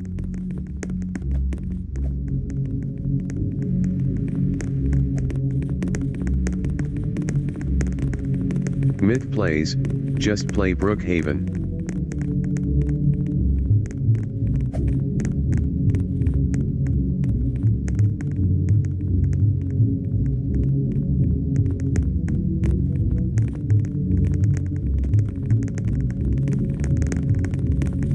But you have to pay for these other parts of it?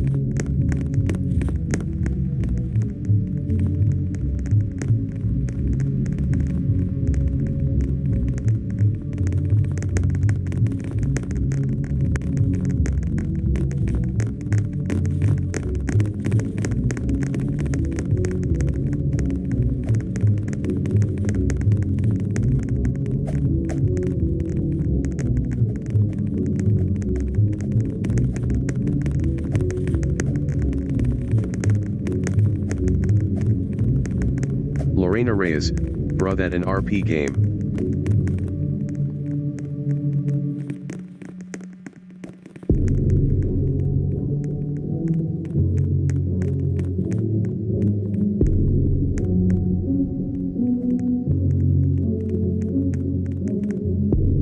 Roblox the house.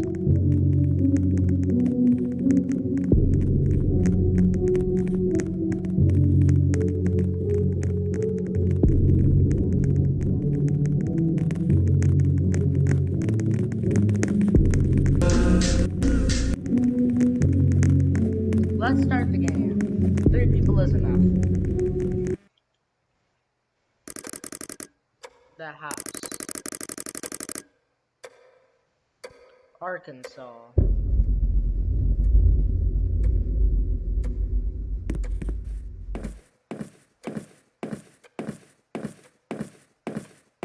Lorena Reyes, Dabbleby.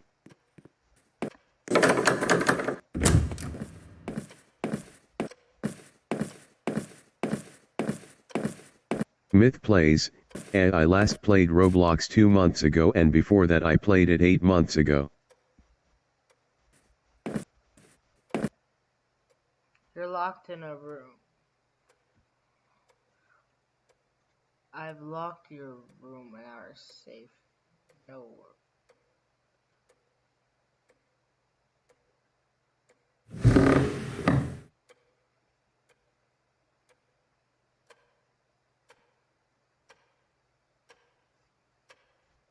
That paper just says a lot of Roblox bullshit.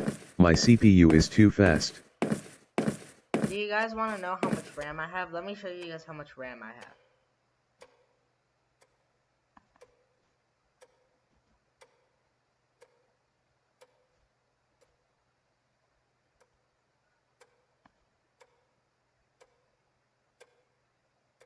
$32 gigabytes of RAM.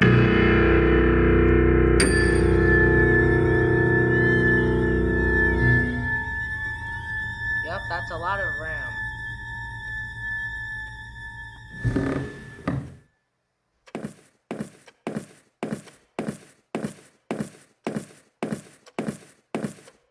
Lorena Reyes, this one time I haven't played Roblox for 4 or 3 years. Mad Cat in the toilet. Myth plays, he'll just go play some Hypixel Skyblock.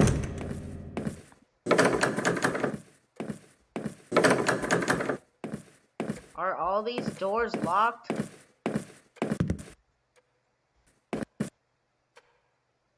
I don't think I ever want to open this door.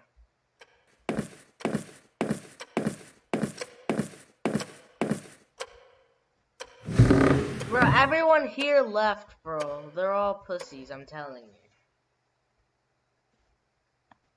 Bro, I want to play with someone that actually wants to play it. Oh, the Mimic is less scarier, and that's pretty scary.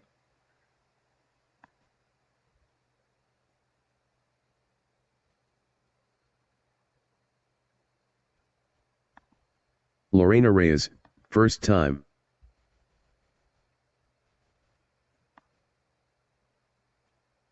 But actually, yeah, this one.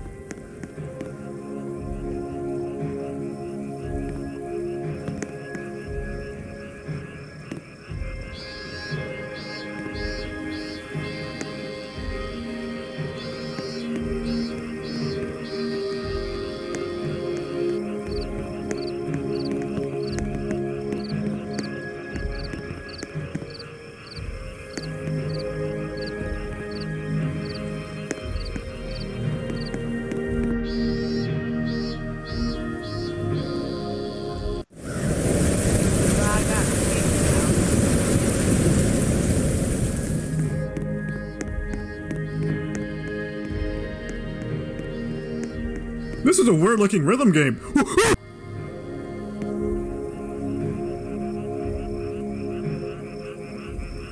This is a weird-looking rhythm game. Roblox my PC is 4,00 GB. This is a weird-looking rhythm game. This is a weird-looking rhythm game.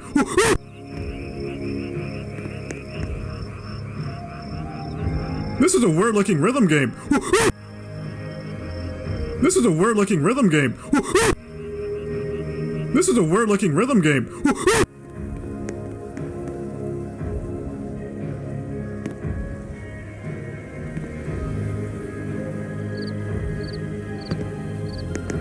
This is a weird-looking rhythm game.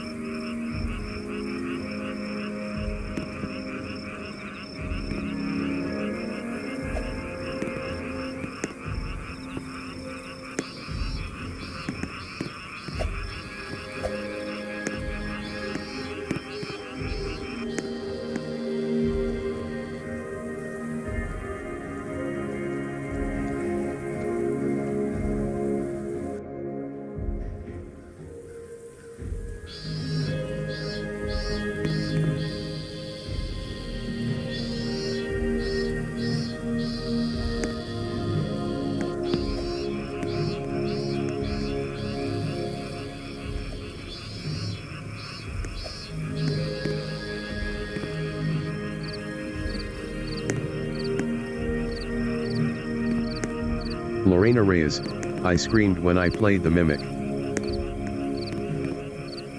Good for you. Finally, we're loading into a game. It took us forever to get in there. Kiara Combs, Sister 19 LOL. Online. Lorena Reyes, what is that the sound? Roblox can you hear me? My PC is 4,00 GB.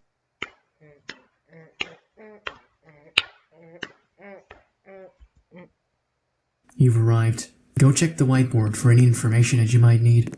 Once everybody's done and made their guesses, everybody should head into the van and you'll be out.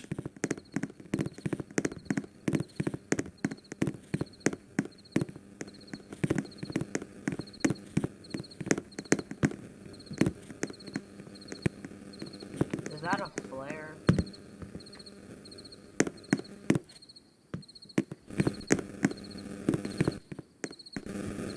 Isis the imposter, hello. Hey, imposter guy.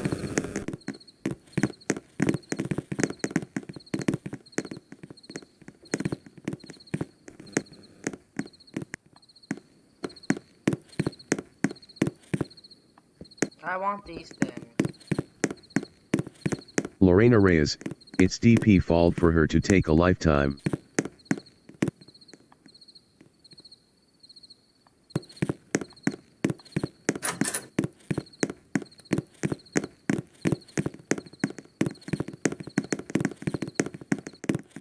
Bias Nase, Vom. Red.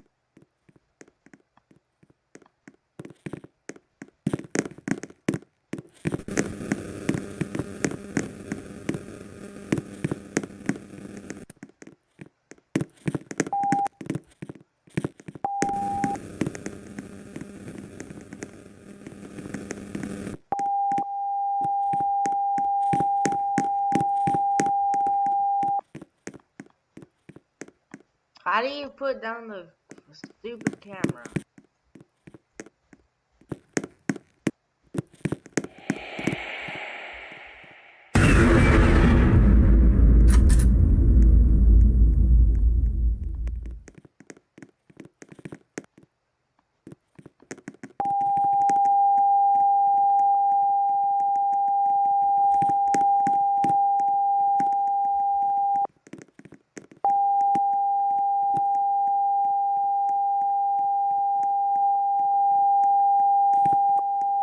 That shit is loud.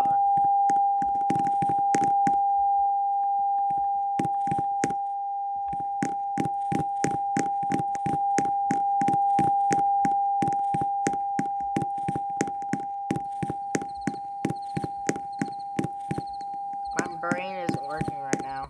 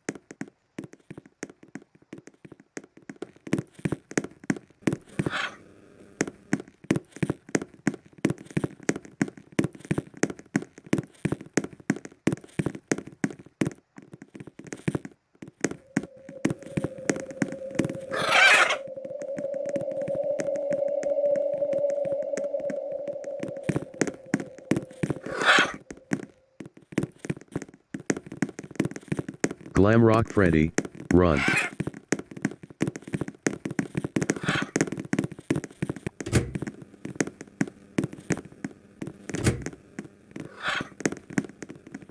I don't know what I'm supposed to do.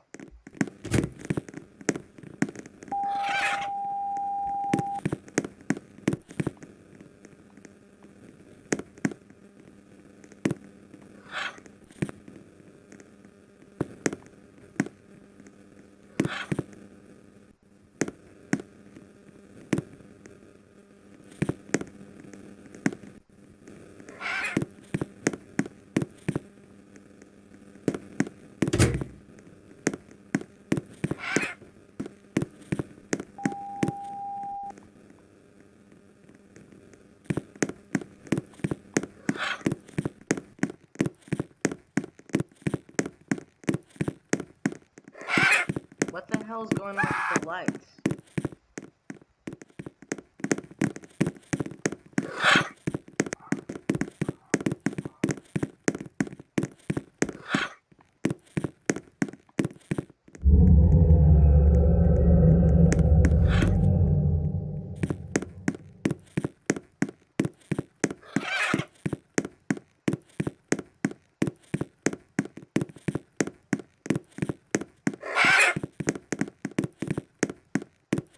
I have no idea what we're supposed to do, so yeah, I'm getting out of that Roblox game.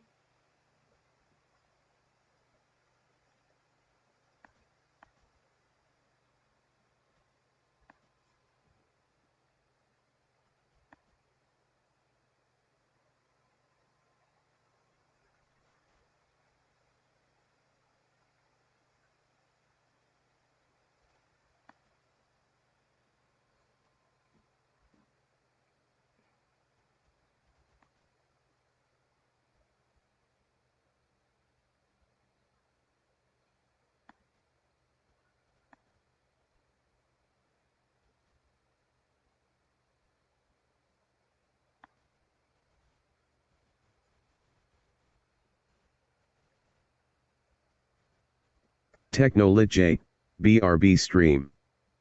Be right back.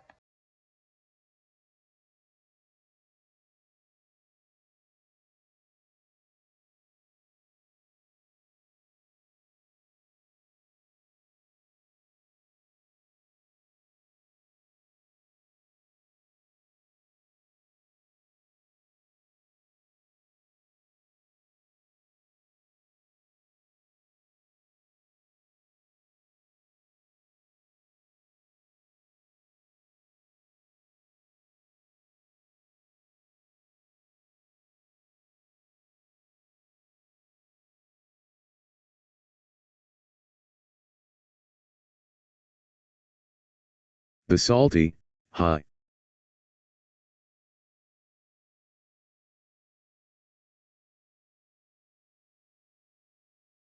The Salty, he salty.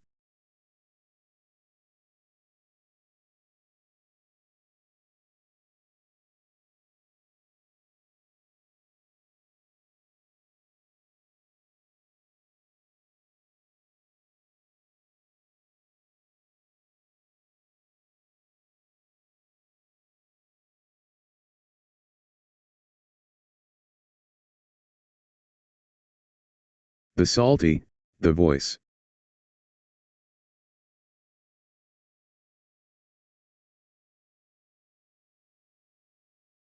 The Salty, is man.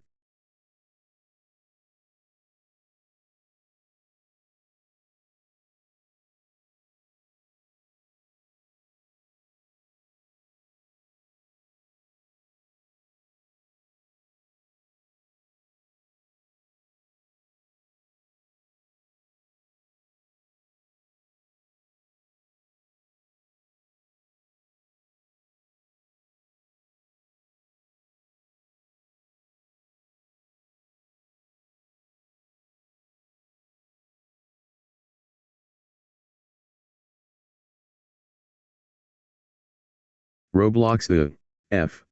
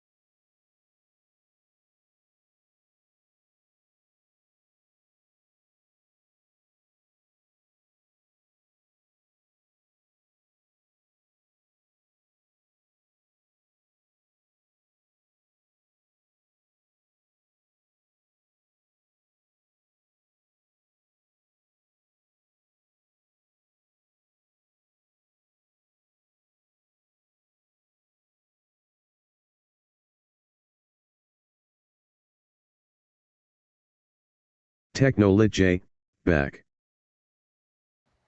Thank you guys so much for 11 likes. I really appreciate it. That saw me earning minimum wage and life experience. Excuse me. It being my first job, I was 19 at the time. I quickly learned that in the world of customer service, you're going to get a lot of creepers. People who I truly believe have nothing better else to do with their lives. I mean, there's innocent conversations and genuine questions that can be seen as something normal. But then you have the oddities, the ones that leave you taking a step back. Such was a day I was working in the evening. It's about an hour before closing, and the diner is slowly reaching emptiness.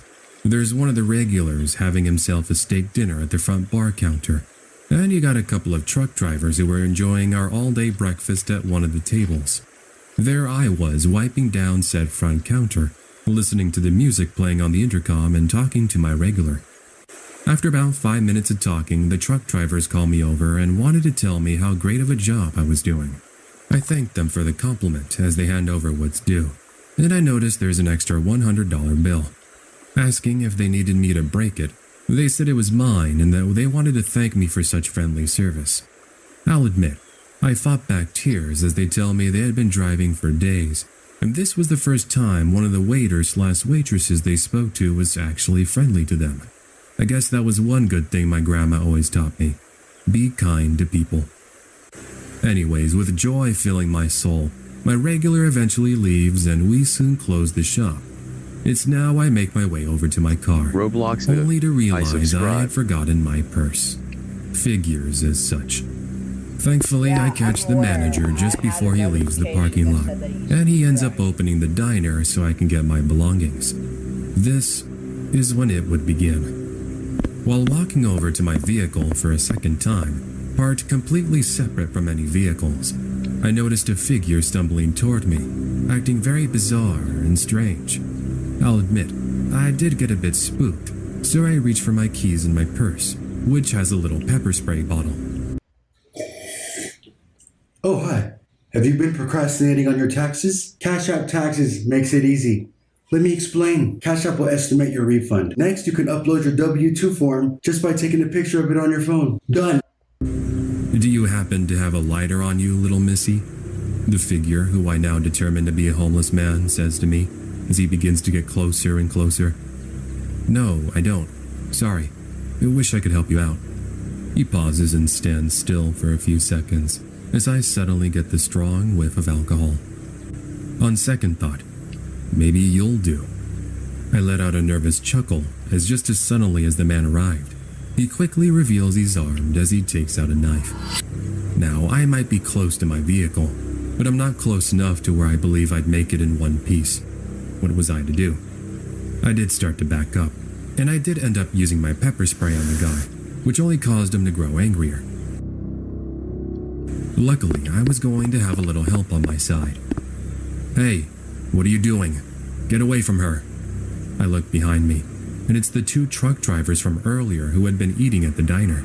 You see, I hadn't realized it, but they had their truck parked all the way on the other side of this parking lot. I had no idea it was there since I had assumed they had already left. Needless to say, the homeless man freaks out as the truck drivers come to my aid. Meanwhile, Creeper drops the knife. When cops do eventually arrive, no less than 5 minutes later, they ended up handcuffing and arresting him. That's not, of course, before they assisted with washing the pepper spray out of his eyes. Served him right for pulling a knife out on me. I was just acting in self-defense. Now, I do believe had it not been for those kind truck drivers, my experience might have turned out a little differently. I mean, I'm sure I could have easily have outrun them, but these days, you just don't know. I've never seen those truck drivers again, but I do believe fate brought those two into my life for a reason. During 2020, I knew of many friends who were let go from their jobs due to the lockdowns, myself included. I worked at Disneyland at the Lamplight Lounge as a host, and when it was announced we were closing indefinitely, I grew sad. Sure, making money was one of the main motives of working there, but I also enjoyed being able to get out of my house and interact with people. But because the current situation had me thinking about how I would pay bills, I started job searching to no avail. One day I was working on my resume, and one of my friends had mentioned how she was making pretty decent earnings working for food delivery. How I hadn't thought about that, I had no idea. I guess I was just so into trying to get a job similar to what I used to do that I didn't think about delivering food. Although when you think about it, they do share their similarities. Anyways, one thing leads to another and I started working for Grubhub. Pretty easy gig. You worked as much or as little as you wanted. So, as I had nothing else to do, I was pretty much working all day every day I could. How simple. Accept the order, go to the restaurant and pick up the food, and then deliver said food to the location you're given. How bad could it be, right? I mean, you're most likely asking yourself, what's so scary about being a Grubhub delivery driver? Nothing really. It's just the fact you don't know what kind of people you're going to meet at the end of your delivery, which is what makes this story that much more intriguing. Anyways, enough backstory. Let's get into the meat and potatoes. It's a Saturday night and I'm just winding down from my day of delivery. Before I decided to call it, I accepted one more order from McDonald's, which was only about 5 minutes from my current location. So once I grabbed the food, I began a roughly 10-minute drive to the house in question. Unfortunately, the address I was delivering to was in a pretty sketchy part of LA, where the story takes place, by the way. But what could be the worst that happens? It should just be a quick drop-off, and I'll skedaddle out of there. I remember passing by a home that was covered in yellow police caution tape, and I even saw another home with bullet holes in the walls, which brought chills down my spine, reminding me of the true crime documentaries I binge-watched. Anyways, as I pulled up into the cul-de-sac in question, I saw a group of about 10 males surrounding some lowriders and listening to some music in Spanish. They were anywhere from about 20 to 30 years old, with long white t-shirts, large blue jeans, similar shaved heads, and tattoos over their eyes. I also noticed they were drinking beer as there was a large cooler next to them. One thing they did do was a sort of death stare at me and my car, which honestly made me think I was about to get clapped, so to speak. This is horror Either way, I ignored them and I finally reached the house. It was pretty old. There was a flickering light on the front porch and a couple of dudes hanging out on their lawn chairs, smoking cigars and laughing. A pet bull that was behind a fence startled me as I approached the men, who told me to leave the food on their little table. Now, I'll admit, I don't like to judge people or locations, but I was really scared for some reason, and I was about to find out why my senses were running wild. Once I dropped off the food and they thanked me, I turned around and started to head to my car. But I noticed two of the men I saw when I turned into the cul-de-sac walk over in our general direction, and started yelling and cursing in their drunken states. I wasn't sure if they were speaking to me until the two behind me on the front porch started yelling back and telling them to get lost. It wasn't really my problem, and when I got into my car, I sighed a breath of relief. But what happens next has remained a memory even until today. Once I passed the two drunken guys, I heard a pop, which I determined to be a gunshot. The rest of the group who had been drinking quickly stopped what they were doing, and they began running in the direction I had just come from. I even noticed some of them had pulled out knives and pistols. Needless to say, I can safely assume I had avoided a serious fight and crossfire, which could have seen me get hurt. Anyways, in summary, I stopped delivering food after that night, and luckily I was able to get a job working at a grocery store in the deli section. That is until just a couple of months ago. Disney called me back, and I'm once again working at the Lamplight Lounge, where I haven't had a single problem since. If you're looking for the best place to invest your money right now, I want you to listen closely, because I'm sure you've heard some people telling you that the stock market or real estate or even crypto or Forex is the best. This happened a few years ago, but still freaks me out when I think about how differently it could have turned out. My hub's baby and I used to live in the not greatest apartment complex. There were 3 sections of the complex with a total of 6 apartments, 3 on top, 3 on bottom, in 2 different buildings within each section. I lived in the upper level, middle apartment on the second building in the second section. I got along with my neighbors fine. We actually all moved into our apartments within a few weeks of each other. To my left is a woman we will call Barb, in her 50s and lives alone. Barb is a drinker and a big participant of any. I used to live in a trailer park for my sophomore year in college. It was a really nice city, super liberal and hippy-dippy. My 2 roommates were off in class, but I took the day off as our dishwasher took a crap, and I had to wait for the repairman to show up. It was one of those ridiculous, anytime between 11 a.m. and 5 p.m. things. I did not want to wait a day longer as my roommates sucked at hand-washing dishes. And I would have to wash them all again as I cooked most of my meals at home and we had a limited kitchen set. Anyways, I sleep in until about 10:45 a.m. and my alarm goes off. I probably dicked around for a few minutes, then got in the shower, not expecting the repairman to be around till afternoon. I was butt naked and a head full of shampoo when I heard someone knock at the door. I started washing as quick as I can when I hear the more aggressive knocking. Dude is waiting like 5 seconds between each volley of knocks. Thinking he must have been knocking for a while and I didn't hear him in the shower. I was feeling bad for making him wait. As I am drying off and quickly putting on some clothes, I hear a very loud boom come from the door. I kind of second-guessed myself and thought, did I really just hear that? I stopped for a second.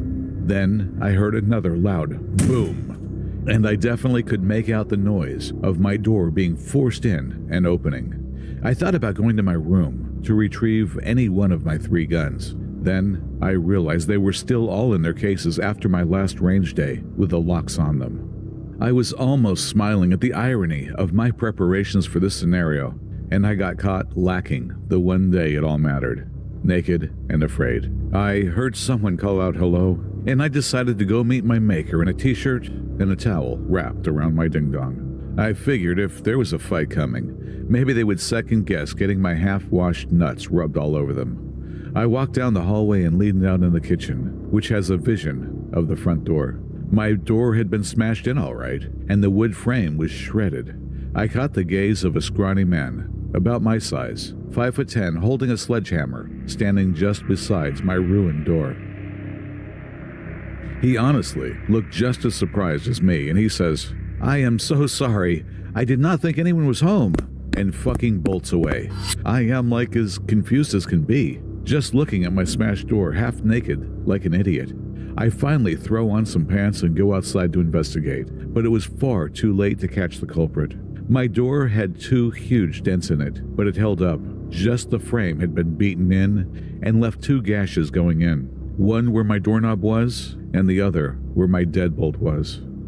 I had a suspicion that it was not a burglar, so I called my dad and asked him if the repairman he sent had just come by, and explained what just happened as best I could. He said he would call me back. I get a ring from him a few minutes later, while I'm seeing if I can salvage the door, and he sounds livid. The contractor they sent was mistakenly told the job was for an asbestos test. Typically, what has to be done before a trailer is taken to the dump. The guy must have assumed the home was vacant and let himself in after a courtesy knock, and got scared when I was home and ran away. The part that made my dad angry was that they tried to say we had to pay for the damages for some smooth brain reasoning the greaseball manager came up with, and ended up with a "see you in court" from my dad. He told me to photograph anything we could use as evidence, and he would drive over to help me fix my door as he was only about an hour's drive. Making a very long and boring story short after that, it all ended up with a contracting company deciding to just cough up $200 instead of going to court, and the cherry on top was they sent the man that beat my door in back to give me the most awkward and rehearsed apology. I was reminded of this story as I drove past their office today and saw their doors were shuttered and everything was gone. Hopefully out of business and no longer sledging doors in for surprise asbestos tests. I want to preface this story by stating that I've had my fair share of encounters with creepy men. This situation, however, scared the life out of me. It's the first time I genuinely felt like my life was in danger. My husband and I had to drive 17 hours last week to North Carolina for a wedding. It was an exhausting week, and we basically spent the entire time rushing from one family gathering to another. We were staying in a motel for the time we were there. We had already been at this motel for a few days by the time the day of the actual wedding rolled around. The day of the wedding was hectic.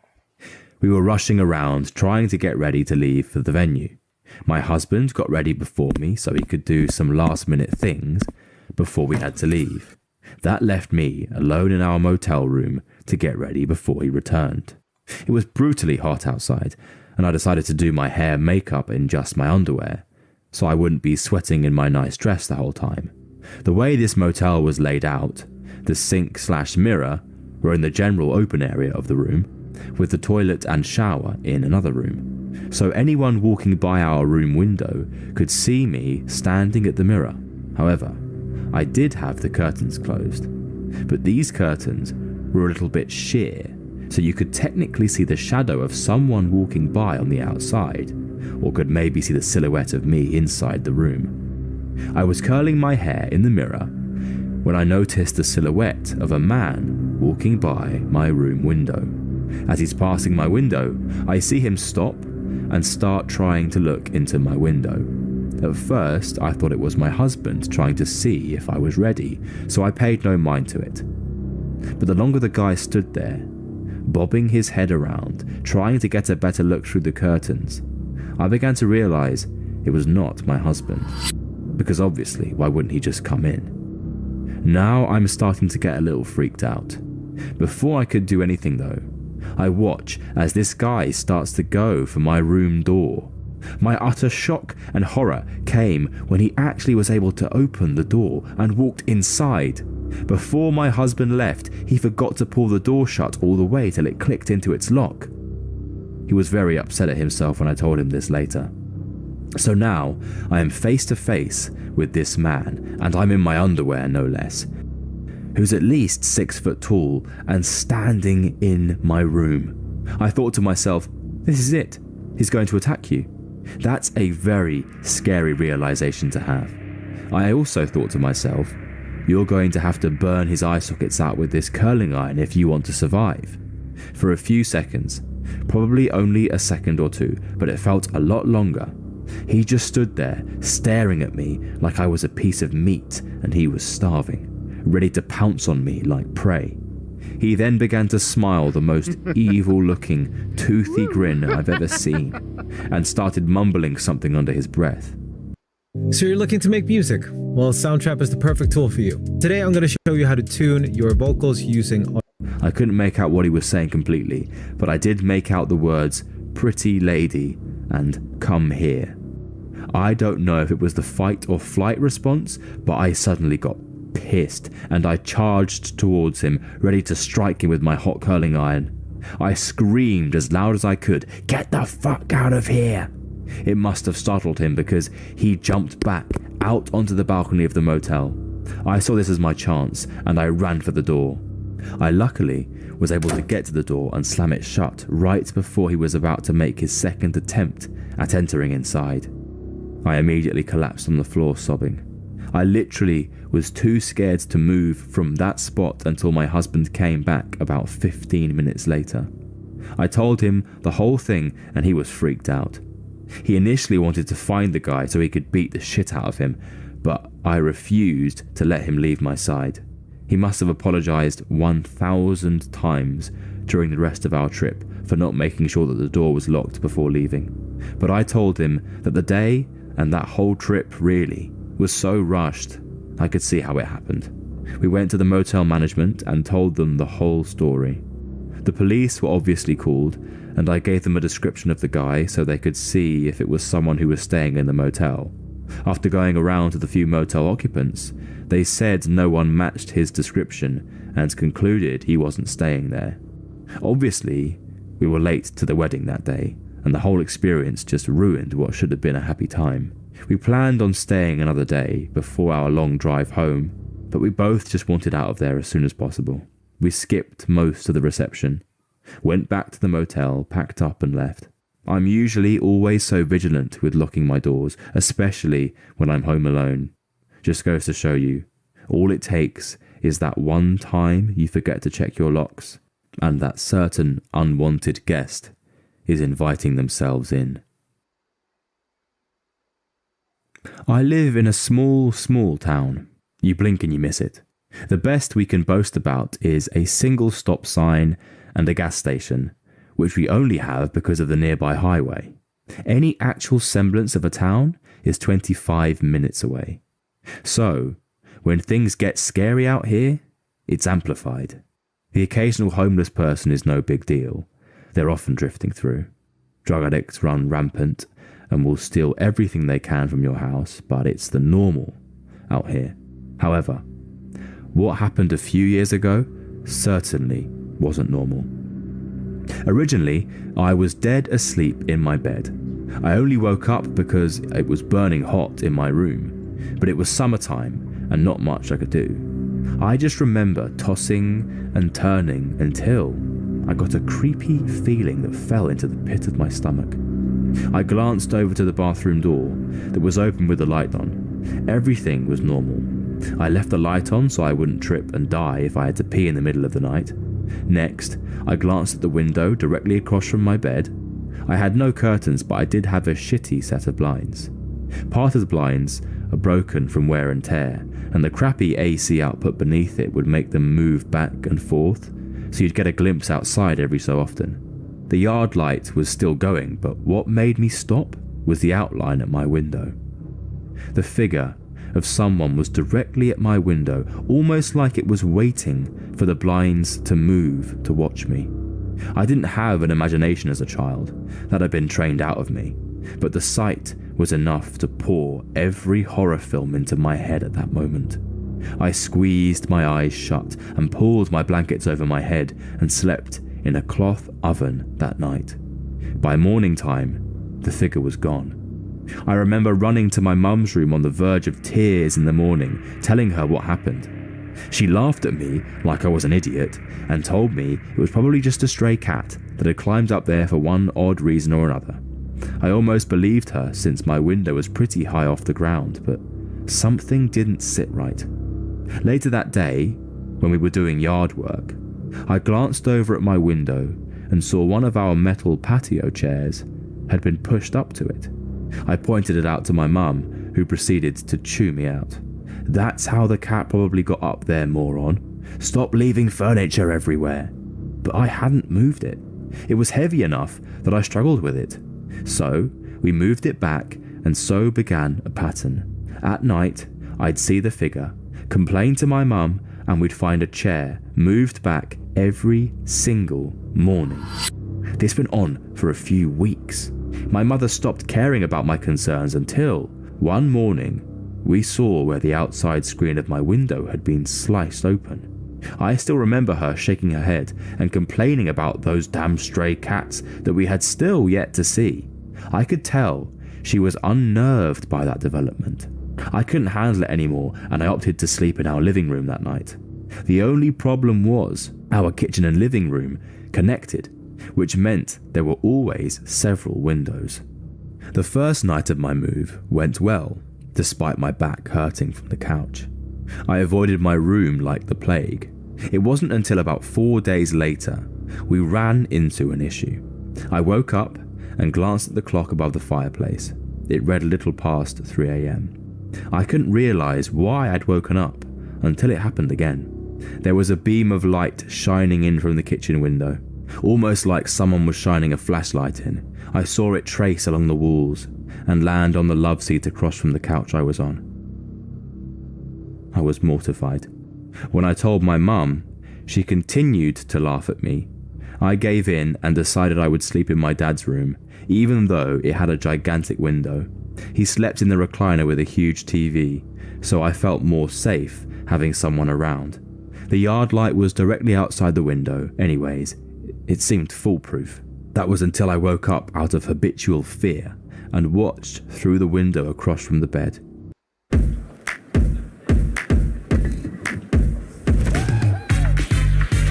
Monday.com. Everything seemed normal as time drug on, and I felt like a moron. Maybe my mum was right. That was until I saw a lone figure come out of the woods by the backyard shed, walk directly under the light, and head to the patio furniture like he'd been here plenty of times before. I still remember the large build the man had and the confidence, like he was the one who lived here and wasn't creeping around my yard in the dead of the night. I just remember listening to the TV until I fell asleep again, hoping to get another glimpse. My dad would have been pissed if I'd woken him up. He was grumpy on a good day and terrifying on a bad day. I didn't feel like risking it unless I had solid proof, because I was scared. The next morning, my mum chewed me out again for the patio furniture, which was routine almost a month later. But this time, something new happened. She demanded I stop playing in the toolboxes of the garage. A bunch of tools had been taken out and left on our doorstep. Screwdrivers, a large hammer, flashlights, etc. It wasn't me. I begged with my mum and pleaded with her. Just stay up with me one night. We couldn't close our garage because it was an open carport, and I wasn't going to get my arse beaten for touching tools because of someone else. It was driving me mad. Finally, she agreed. That night, we would stay awake in the living room. I finally fell asleep before my mum did, but I remember her waking me up in a panic. She pointed to the window that overlooked into our garage. We could see the top of someone's head as they walked back and forth. There was a sound of someone placing metal tools down on the brick steps as if they were trying to be quiet, but couldn't fully muffle it. She whispered for me to go wake my dad. My dad was angry, having been woken up in the middle of the night by his frantic daughter. He grabbed his pistol and headed out from the back door towards the front of the house, where the garage was located. We heard my dad screaming and someone dropping tools, then the shot of a gun twice. The frantic footsteps pounding out of the garage felt like they were coming from my chest. My mum peeked out the window, then opened the door, and my dad stumbled in. He had missed both shots because of his unstable aim, but told us that there was a man crouching at our front door, looking at our door handle. None of us slept that night, and in the morning, the law from the closest town arrived. They didn't do much besides ask if anything had been stolen, for a description of the man, and then told us to install cameras. That was it. They said the guy was probably just looking for something else to steal for quick money. If that had been the case, why hadn't he stolen the tools, the generator, the welder, or broken into any of the vehicles just sitting in the garage? We finally set up hunting trail cameras around the house, but nothing has happened since. Coming home from college for holidays, I still have nightmares about the incident years later when I sleep in my own bed. I don't know what he was looking for, or why he did the things he did. Whatever the case may be, man at the window, let's not meet. This happened years ago, but still affects me to this day. The summer after I graduated high school, I was still living at home. I was up late once night and was packing for a camping trip with my friends. It was unbelievably hot and had the window open as I sat and folded clothes. It was around 2 a.m, and the next thing I knew, there was a hand coming through the gap in the screen of my window. I screamed and the hand flew back out. I was stunned, but there was a part of me that wondered if it was my younger brother pranking me. I got up and looked out the window and just saw the figure of a man staring back at me. I ran into my brother's room, and he was there playing video games. We called the police, who came and searched the area. They found nothing, warned me and my parents to lock the windows and doors, and left. We were all still shaken up, and my mum had a feeling that he would come back. It turns out her mother's intuition was right. She went outside and waited on our back porch. After 20 minutes or so, she saw a man, dressed in black, slink into our backyard along the tree line. There wasn't a fence on that side, unfortunately. He hid behind a tree for a few seconds and ran to another tree and hid there, slowly working his way towards my window. My mother yelled something to him and he took off running. The police came back out and again found no trace of him. I never opened that window again, not even the curtains. My parents installed some motion detecting lights, and that seemed to be the end of that.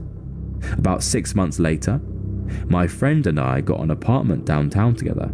We were really excited as this was our first place on our own. The apartment wasn't exactly the best quality, but it was so fun to be living in the city. The downside was that it was street parking only.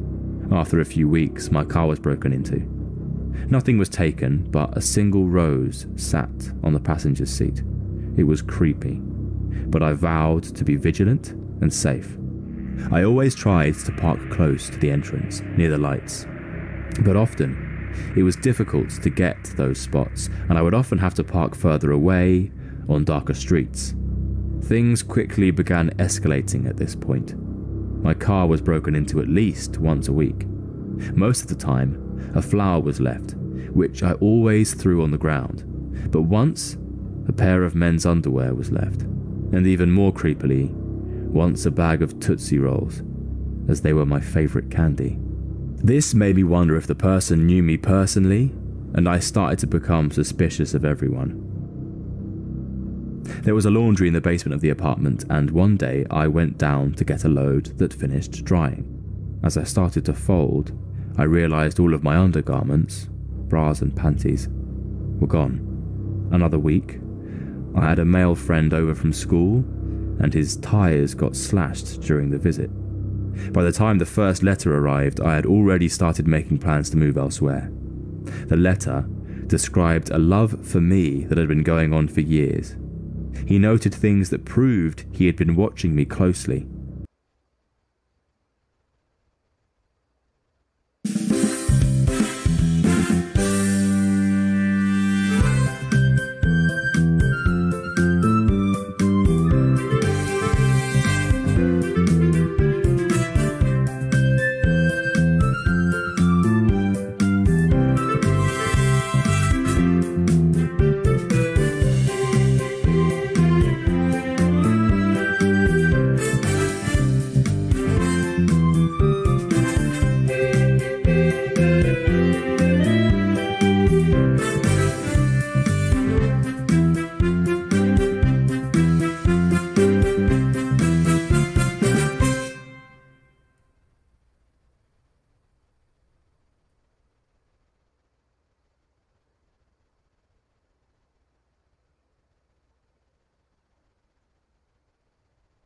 Create your future as a filmmaker. Immerse yourself in directing, editing, and cinematography to get your degree online from the Los Angeles Film School. Follow in the path of our award-winning alumni and let your creativity run wild. It's time to start your future. Visit lafilm.edu.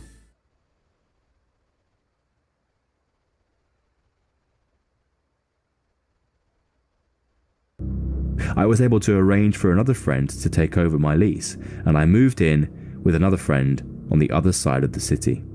It was a secured building and had an underground parking garage that was only accessible to tenants. I felt much more secure, and the extra money spent was well worth Why the is peace it of always mind. ads? Things were quiet for a few months, and then my roommate got a boyfriend. Most of us were wary of Ashley's new boyfriend from the beginning. For one, they met on MySpace after he reached out to her. Another reason was that new boyfriend, Matt, was extremely good looking, and while Ashley was a wonderful person, she just wasn't the type you would typically expect someone like him to date. Ashley was thrilled. She had never had a boyfriend and really felt like he was her Prince Charming. I thought he was weird and creepy from the beginning. Matt was on the quiet side and always seemed to be sporting an uncomfortable, leering smile. It was difficult to carry on any sort of a conversation with him because he would always make it weird with some random facts that were completely unrelated to what we were talking about. I had deleted my MySpace when the initial stalking began, but I created a dummy account to learn more about Matt. It didn't look like he really knew any of his friends in real life. There were only pictures of himself, and the rest of the information was vague. My friends and I gently tried to discourage her from seeing Matt. He technically hadn't done anything wrong, but he was just so strange. She would immediately get defensive and would shut the conversation down. Matt started to spend more time at the apartment, and I found myself finding any excuse I could to avoid coming home. One day, I came home from work and found Matt on my couch, alone, drinking a beer. Ashley had been called into work and she told him he could just hang out. I was furious because I didn't want to spend any time with him, so I grabbed a beer and a snack and headed off to my room and shut the door. About 30 minutes or so, he knocked on my door and suggested we watch some TV and get to know each other better because we both loved Ashley. I didn't want to, but decided that maybe I needed to give it a try. He put on a movie and I tried to just focus on the movie because I didn't want to talk. At one point, I glanced over to Matt and he was staring at me with a smile on his face. I snapped a "what?" at him and he just continued smiling and said, "I just can't believe it." "Believe what?" I asked. He said nothing and went back to watching the movie, still smiling. I had no idea what he was talking about, but the interaction had every hair standing up on my body. I excused myself and locked the door to my room. Another month or so went on, and I had managed to avoid being home for much anything beyond sleep and showering. Matt practically lived there, and had even brought a bunch of his things into Ashley's room. I really didn't want to move again, but was beginning to look for other options. On their 6th-month anniversary, I saw a huge bouquet of flowers on the table, and an already opened card propped up next to it. I rolled my eyes and was about to leave when I decided to see what the weirdo wrote to her. When I opened the card, my heart started beating through my chest. Without even reading the words he wrote, I was shaking. The handwriting was exactly the same as the one my stalker had sent. I had kept them as evidence and dug them out of my desk for comparison. The handwriting was unique and identical. Matt was the stalker. I called the police first. As they were on the way, I called Ashley.